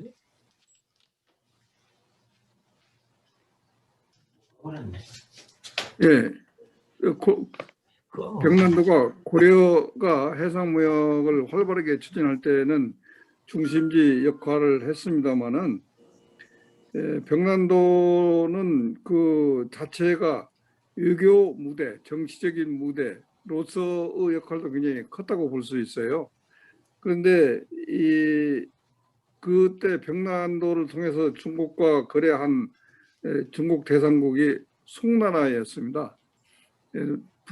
북송하다가 남송으로 내려와서 결국 이제 원나라에 그 망했습니다마는 송나라와 거래를 주로 이룬 데가 병난도였는데 송나라가 망하니까 원나라가 그 송나라 역할을 다 하지 않고 육상물류 쪽에는 강하지만 해상물류는 굉장히 좀 취약한 그런 면을 갖고 있었기 때문에 물론 원나라 자체의 해상물류 체제를 구축하는 것은 잘 했습니다마는 고려까지 연장되는 그런 해상물류는 그렇게 신경을 좀 덜 썼던 것이 아닌가 싶어요. 그래서 정치의 중심지가 병난도에서 오히려 개경으로 옮겨졌기 때문에 병난도 역할이 좀 약해지지 않았을까 그런 생각을 합니다. 네, 조 원장님 감사합니다. 우리 조 원장님께서 쓰신 역사 속의 물류 이 책을 보니까 당시 병난도에서 개경까지는 비가 오더라도 처마 밑으로 가서 비를 피할 수 있을 정도로 집들이 질비했었다 이런 표현이 있더라고요. 그러니까 고려시대 때 병난도라고 하는 항구에서 수도인 개경까지의 많은 집들이 들어서 가지고 번창했었던 것을 알 수 있는데 벌써 이제 그 역사가 오래 지나다 보니까 이제는 그 흔적을 찾을 길이 명확한 것 같습니다. 많은 아쉬움을 느낍니다만 그런 역사의 흔적이 있었다는 것을 우리가 한번 이 시간을 통해서 다시 한번 기억하게 되는 것 같습니다. 자, 그러면 이렇게 하겠습니다. 여러분과 약속한 시간이 벌써 9분이 경과했습니다. 그래서 공식적인 오늘 간담회는 이것으로 마치고 아까 김영희 회장님께서 말씀하신 것처럼 나머지 혹시 시간이 되신 분들은 남으셔가지고 또 못한 이야기도 마저 나눠주시고 이렇게 했으면 좋겠습니다. 자, 그러면은 이것으로서 오늘 169회 남북물류 온라인 포럼을 공식적으로 마치도록 하겠습니다. 우리 애써 주신 우리 정필수 박사님께 여러분 박수 한번 부탁드리겠습니다. 수고하셨습니다. 오늘 고맙습니다. 자, 그럼부터 지금부터 진행은 우리 김영윤 회장님께서 좀 맡아서 나머지 분들과 못한 이야기를 해주시면 디프를 해주시면 감사하겠습니다. 네. 수고하셨습니다. 뭐 진행이라고 할 거는 없고요. 그냥 계시는 대로 뭐 좀 인사도 좀 나눠주시고 그렇게 하겠습니다. 제가 이제 보니까 다들 이제 제가 많이 아는 분들이지 않습니까? 근데 처음 만난 분도 계시고 그러시는데 제가 한번 인사를 좀 하시라고 말씀을 드릴 테니까 너무 이렇게 부끄럽게 생각하지 마시고 이야기를 해주시면 감사하겠습니다. 오늘 정필수 교수님 그 압축적으로 잘 말씀을 해주셨는데 어떻게 생각을 하시는지 우리 김중태 박사님 어디 계신가요? 김중태 박사님 한번 이야기 좀 해주세요. 김중태 박사님 가셨나? 안 계신가요? 예, 사라졌습니다. 화면에서 사라졌습니다. 다른 분들도 이렇게 많이 계시는데, 우리 이종훈 선생님, 늦게 들어오신 것 같은데, 그 음소거 해제를 좀 하고, 한번 인사 좀 드려주세요. 뭐 하고 계신가요? 회장님 안녕하세요. 네, 저도 안녕하고, 뭐, 다른 사람들도 다, 예. 네, 저 다들 힘드신데 모임도 잘 못 나가고, 저는 뭐 지금 대전에서 있습니다. 네네. 그 사업체가 지금 대전에 있어가지고, 하여튼 이런 좋은 자리 계속 맥을 유지시켜 주시고, 애써 주심에 정말 진심으로 감사드립니다. 앞으로 종종 가능한 꼭 참석하도록 그렇게 하겠습니다. 네. 건강 유의하십시오. 감사합니다. 예, 간단하게 감사합니다. 예, 전현주 박사님이 손을 드셨는데, 음소거 해제하시고 말씀하셔야 돼요. 이찬호 교수님, 오랜만이에요. 반갑습니다. 근데 북한 경제에 대해서 좀 간단하게 브리플리 조금 얘기 좀 해주세요. 최근 북한 경제에 대해서. 아니, 전현준 박사님, 말씀 들리십니까? 예, 잘 들립니다. 예. 아니, 갑자기 그렇게 말씀하시면 여기 바다 건너 제주에 앉아 있는데 제가 어떻게 평양을 알겠습니까? 네. 그 최근 뭐 이래저래 들리는 이야기를 종합해 보면 금년 상반기하고 하반기가 좀 분위기가 다른 것 같아요. 북한의 경제가. 상반기까지는 여러 가지 인내력도 있고 많이 이제 참으면서 또 갖고 있었던 이제 곡물 재고도 있고 해서 그런 대로 버틸 수 있었던 환경이 있었는데 이제 하반기 되면서 이제 재고들이 좀 소진이 되고 중국과의 무역 자체가 작년 대비해서 한 80% 줄었기 때문에 사실상 외국으로부터 공식적으로 들어오는 이제 이런 물자들이 부족하고 물론 비공식적인 무역이야 아마 있다고는 생각이 됩니다만 뭐 전반적으로 상당히 공급이 국내적으로나 국외적으로 많이 줄어든 상황에서 금년 하반기 특히 9월 이후 뭐 8월 달에 홍수도 있고 태풍도 있고 뭐 그런 것들이 겹치면서 9월 이후로는 실제로 물가도 많이 올라가고 있고 에너지도 가격도 올라가고 있고 해서 주민들의 생활이 좀 많이 퍽퍽해지기 시작하는 이제 그런 이야기들이 하반기에는 많이 들리고 있습니다.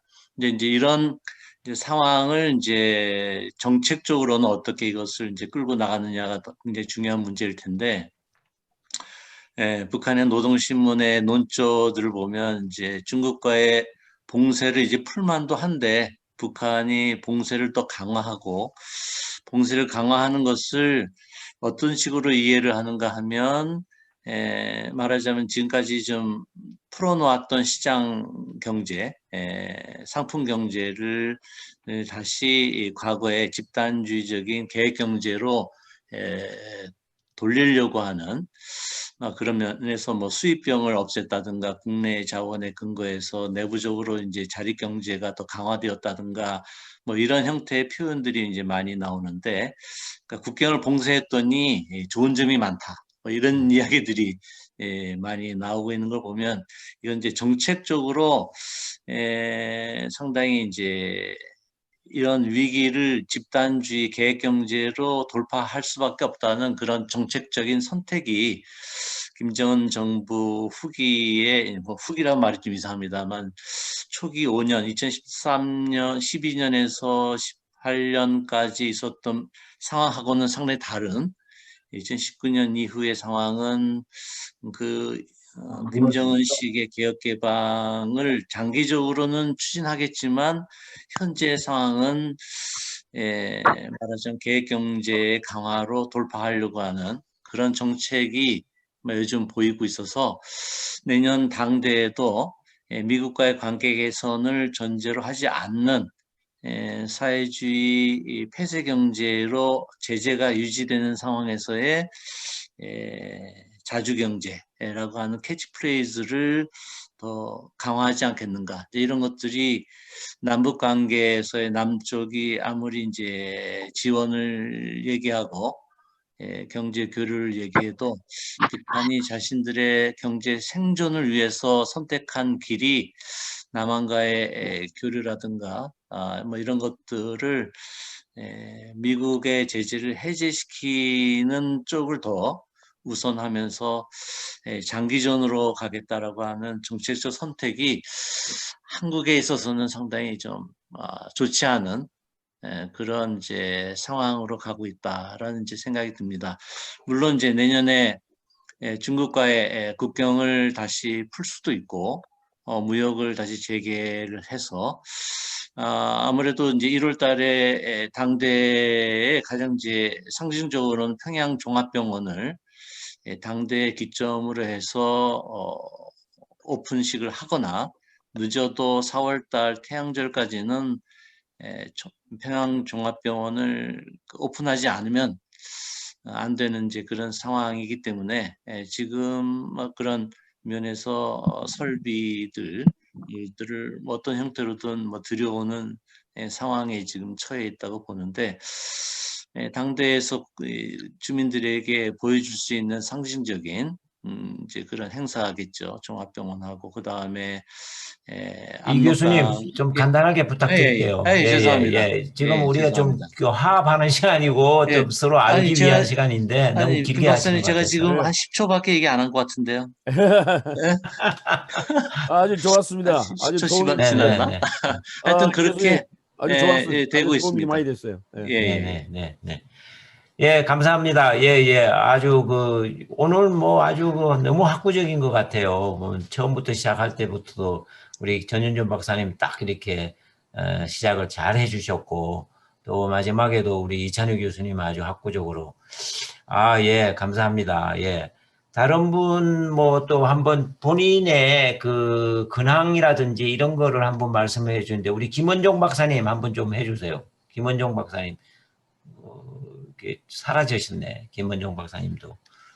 들어오셨어요. 네네. 자. 사라지지는 않았고요. 잘 들리시죠? 네. 저는 뭐 최근에 북한개발연구소 김병국 박사가 하는 북한개발연구소의 자문을 맡아가지고 뭐 이런저런 역할을 하고 있는데, 북한 중소도시개발연구 거기를 하면서 이제 그걸 가지고서 최근에 세미나를 한 두세 건 했어요. 남고성 북고성 연결하는 거. 그다음에 문천시하고 원주시하고 철도로 연결해서 일단 교류 중심을 동해 서해에서 이제 내륙 중심으로 바꿔보자라는 이런 세미나 이거 하고 하여튼 뭐 이래서 최근에 그런 거를 몇 개 좀 도와주고 있고, 하여튼 코로나 때문에 얼굴을 뵙지 못해가지고 좀 아쉽긴 하지만은 그나마 어쨌든 간에 어떤 이 화상회의를 통해서라도 다른 데하고도 이렇게 교류를 많이 나누고 있습니다. 이사입니다. 네, 감사합니다. 네. 예, 고맙습니다. 아주 예, 근황 좋습니다. 저기 이명희 선생님, 저 물류의 그 발전 기지로 포천에 계시잖아요. 포천 어울림이라는 그 우리 카페 하시는. 아, 철원이죠. 예, 철원. 한번 인사 좀 소개해 주세요. 인사 소개 좀 하세요. 안녕하세요. 저는 강원도 철원에서 태어나서 살고 있는 사람이고요. 이제 이쪽은 어떻게 우리 선생님하고 연결돼서 민주평통위원 하다가 이제 평화에 좀 관심이 있어서 함께하게 됐습니다. 아직 저는 이제 올해 강대대학원의 평화학과인데 오늘 제가 강의 들으면서 저희 강대대학원 그 평화학과에 이 물류 쪽 공부 강의도 꼭 있어야 되지 않나. 그리고 물류가 어떻게 봐서는 사실 보이는 실제적인 사실이지만 학이라는 학문계 쪽에서 보는 인문학이나 다른 접근으로 보면 오히려 이 보이는 것이 보이지 않음까지 이끌 수 있지 않을까 생각 들어서 어쨌든 부족하지만 열심히 참여하겠습니다. 철원에서 고석정 혹시 올라오시게 되면요. 고석정 광장에 어울림 커피숍 운영하고 있습니다. 감사합니다. 예, 여러분 저 철원에 고석정이라고 있지 않습니까? 여기 한탄강에. 거기에 바로 옆에 어울림이라는 카페가 있고요. 거기 가시면은 뭐 악기도 있고 말입니다. 아주 잘 돼 있습니다. 예. 한 분들 좀 들려주시고 남북물류 포럼이라고 말씀하시면 아마 우리 이명희 선생님이 잘해 주실 것 같아요. 자, 그 다음에 우리 김문옥 선생님. 네, 음소거 좀 해제하시고, 아니면 스페이스 바를 누르시고 말씀 한번 해 주세요. 예. 안녕하십니까. 김문옥입니다. 네네. 저는 기상을 한 사람이고요. 네, 기상이죠. 예. 남북관계 기상이요. 남북관계 관심을 좀 둬볼까 했습니다. 그리고 우리나라가 참 좋은 조건에 있다 이런 걸 느낀 것은 몽골에 있으면서 바다를 끼지 않고 있는 나라가 얼마나 이 좋은 자원을 갖고 있어도 어려움과 고통을 당하는가 이런 생각을 해봤습니다. 그래서 물류에 있어서 바다를 끼는 것이 더욱 중요하다는 것을 이번 기회에 다시 한번 깨달았습니다. 감사합니다. 네, 고맙습니다. 예. 자, 그 다음에는 우리 최춘선 선생님.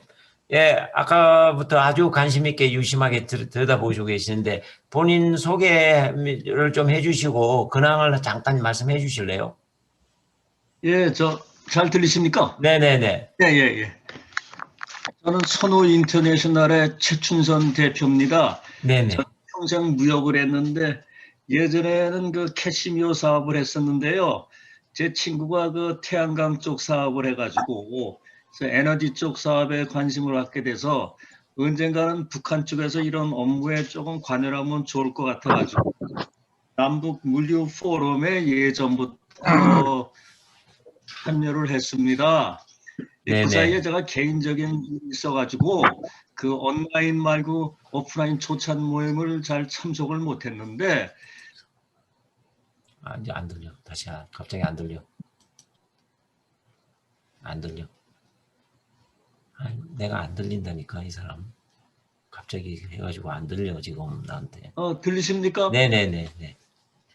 그래서 제가 그동안에 그 조찬 모임이나 오프라인 모임을 참여를 못했는데 지난주부로 제가 개인적인 일이 잘 해결이 돼가지고 앞으로는 조찬 모임도 잘 참석을 하겠습니다. 감사합니다. 예, 고맙습니다. 예, 잘 들리시죠? 예, 다들. 예, 그 화면이 안 나오시는 분들은 그 제가 말씀을 좀 청해 듣기가 못하니까. 혹시 지금 뭐 시간 얼마 안 남았습니다만은 화면을 좀 한번 켜주시면 감사하겠습니다. 그렇게 얼굴 보여주시기가 싫으세요? 네, 우리 홍영택 박사님 계신가요? 네네, 얼굴 좀 보여주세요. 얼굴 좀 보여주시고 말씀 한번 해주세요. 근황이 어떠신가? 얼굴을 어떻게 보여주는지 잘 모르겠네요. 그 밑에 비디오 중지를 클릭하시면 돼. 비디오 중지라고 이렇게 나와 있지 않습니까? 커서를 밑으로 한번 가져가 보세요. 그러면 비디오 중지라고 돼 있잖아요. 그거를 클릭하시면 비디오가 나오게 돼 있어요. 지금 나오나요? 네네, 지금 잘 나옵니다. 예. 네, 아니 박사님이 그걸 모르시면 어떡하셔? 예, 하여튼 오늘 저 정필수 원장님 강의가 아, 들으면서도 그 한번 통시적으로 큰 역사적 그림을 이렇게 찬이야. 하면서 네 들을 수 있는 기회가 됐습니다. 감사합니다. 네. 아유, 예. 그 차 안에 계시는데도 불구하시고 이렇게 시간을 내셔가 들어주셨네요. 차가 아주 좋아 보입니다. 네, 네, 네. 어디 예. 가시는 길이에요? 예, 이제 집으로 가는 길입니다. 어제 왜 외박하셨습니까? 집으로 좀 가게. 아, 예. 웃기자고 하는 이야기입니다. 예, 예. 자, 김성진 선생, 여기 와가지고 계속 웃기만 하시는데, 음소거 해제하시고 이야기 한번 해주세요. 네, 안녕하세요. 네, 서강대학교 경영연구소에 있는 김승진입니다. 지금 회장님 사무실에 와서 늦게 합류했고요. 남북 물류 포럼에 합류해서 참 많은 강의와 또 유익한 정보를 얻습니다. 물류라고 하는 건 어느 시대나 다 똑같이 있었다고 생각해요. 하나 그런 상황을 구슬도 서말로 깨어야 보배라고 그리고 체계화할 수 있다는 것 그리고 실행에 옮긴다는 게 우리 많은 sam각자들을 통해서 배웠지만 이어지지 않으면 실학하지 않으면 소용이 없거든요. 그런 의미에서 굉장히 의미가 있고 오늘 강의는 유의미했다고 생각합니다. 감사합니다. 네, 감사합니다. 자, 그 밑에 천용수 선생님, 자 지금 호주에서 들어오셨습니까? 예, 안녕하십니까? 네, 네. 예, 저 호주에서 여기 저 출장 왔다가 본의 아니게 격리 생활 비슷하게 지금 이렇게 갖고 이런 기회에 제가 평소에 관심이 많던 남북 물류 포럼에 이번 두 번째 포럼에 이렇게 화상으로 참가해서 좋은 말씀 듣게 돼서 아주 대단히 고맙고요. 제가 오늘 좀 들은 말씀을 좀 제 나름대로 좀 느낀 점을 말씀드리면은 저는 혹시 잘 모르시겠지만 28년 동안 지금 북한에서 현재 사업을 하고 있습니다. 여기 있으면서도 북한하고서도 하루에 두세 번씩 업무 관계로 계속 연락을 하고 이메일로 뭐 하여튼 그러나 저 역시 지금 금년도에 12개월 동안 북한에 28년 동안 처음 못 들어가는 그런 사태가 지금 코로나 때문에 벌어졌는데 이 남북 물류 포럼에서 오늘 그 박사님께서 물류의 역사적인 그런 배경도 말씀해 주셔서 많은 공부가 됐는데요. 이 물류 포럼 이름에 걸맞게 좀 더 그 포럼에서 남북 물류에 관한 현실적으로 다가가는 게 어떨까 하는 그런 생각에서 감히 이런 말씀 드리고요. 지난 저도 저 호주에 있으면서도 남북 교류 많이 해서 한때는 국무총리상까지 저희 한국 회사가 받는 많은 물류를 2009년도 5.24 조치 이전까지는 정말 뭐 매출도 많았고 저는 사업하는 장사꾼입니다. 한마디로 무역하고 지금 현재는 북한의 9개 업종에 관해서 현재도 사업을 하고 있는데 그중에 3개 업종 빼놓고 6개 업종은 제재 품목과 유엔 제재에 이렇게 묶여갖고 뭐 광산이니 뭐니 전혀 움직이지를 못하고 정말 어려움을 많이 겪고 있습니다. 근데 이제 물류 관계로 해서는 제가 이렇게 좀 말씀 약간 드려도 되는지 모르겠습니다. 시간이. 네네 괜찮은데요. 지금 저 질문이 하나 있는데요. 전 선생님 네네. 지금 교육이 완벽하게 안 되고 있습니까? 전 선생님하고 북한하고의 교육이 중단 상태입니까? 아니면 되고 있습니까? 조금이라도. 예, 저희가 지금 저는 북한에서 뭐 현재 북한과 교역한다기보다도 북한 내에서 사업하는 사람입니다. 그래서 저희 광산에 투자해갖고 광산 물건을 중국이나 유럽이나 그동안 계속 수출했는데 그런 것도 묶이고 북한 내에서 이제 폴리우레탄 폼 공장을 하고 가발 공장을 하고 세탁비누 3가지의 제조업을 하고 있습니다. 나머지는 거의 무역하고 유통인데요. 지금 못 들어가고 계신 거예요? 예, 네. 저희가 단동에도 공장이 있고 북한 직원들이 200명 정도 나와 있는데도 비자도 끝나고 다 그랬는데 양국 간의 양해 속에서 코로나 사태에서 지난 1월 24일부터 지금 저 역시 한 번도 못 들어가고 뭐 일체 물류도 뭐 아주 긴급한 물자 외에는 들어가지 못하고 있습니다. 그러나 뭐 좀 좋은 소식도 들리지만 또다시 코로나가 이렇게 한국을 비롯해서 전 세계가 또 3차가 발생하니까 다시 또 긴장해갖고 요즘 또 물류도 과거 허가 나서 몇 가지 품목 들어가는 것도 신의주나 단동세관에 전부 보관하고 있고 그런 상태입니다. 네. 아, 그러시군요. 그 아까 전에 말씀하시려고 했던 걸 짧게 한번 예. 말씀하실래요? 예, 그래서 이제 저희가 과거에 남북 교류 쭉 하면서 2009년도에 지금 11년간 거의 물류가 완전히 막혔는데요. 제가 2009년까지 북한하고 실제로 거래를 하고 뭐 많은 광물, 아연괴, 대동강 맥주 등등 뭐 저희가 모든 교육도 많이 하고 그랬지만은 가장 문제가 물류였습니다. 물류가 뭐 아시다시피 그 당시에 포추노라고 남북 간의 인천하고서 정기선이 거의 부정기선 비슷하지만은 일주일에 한쪽씩은 떴지만은 그게 20푸타 컨테이너 하나에 저희가 많은 물량을 하는데도 한 $800씩 받았습니다.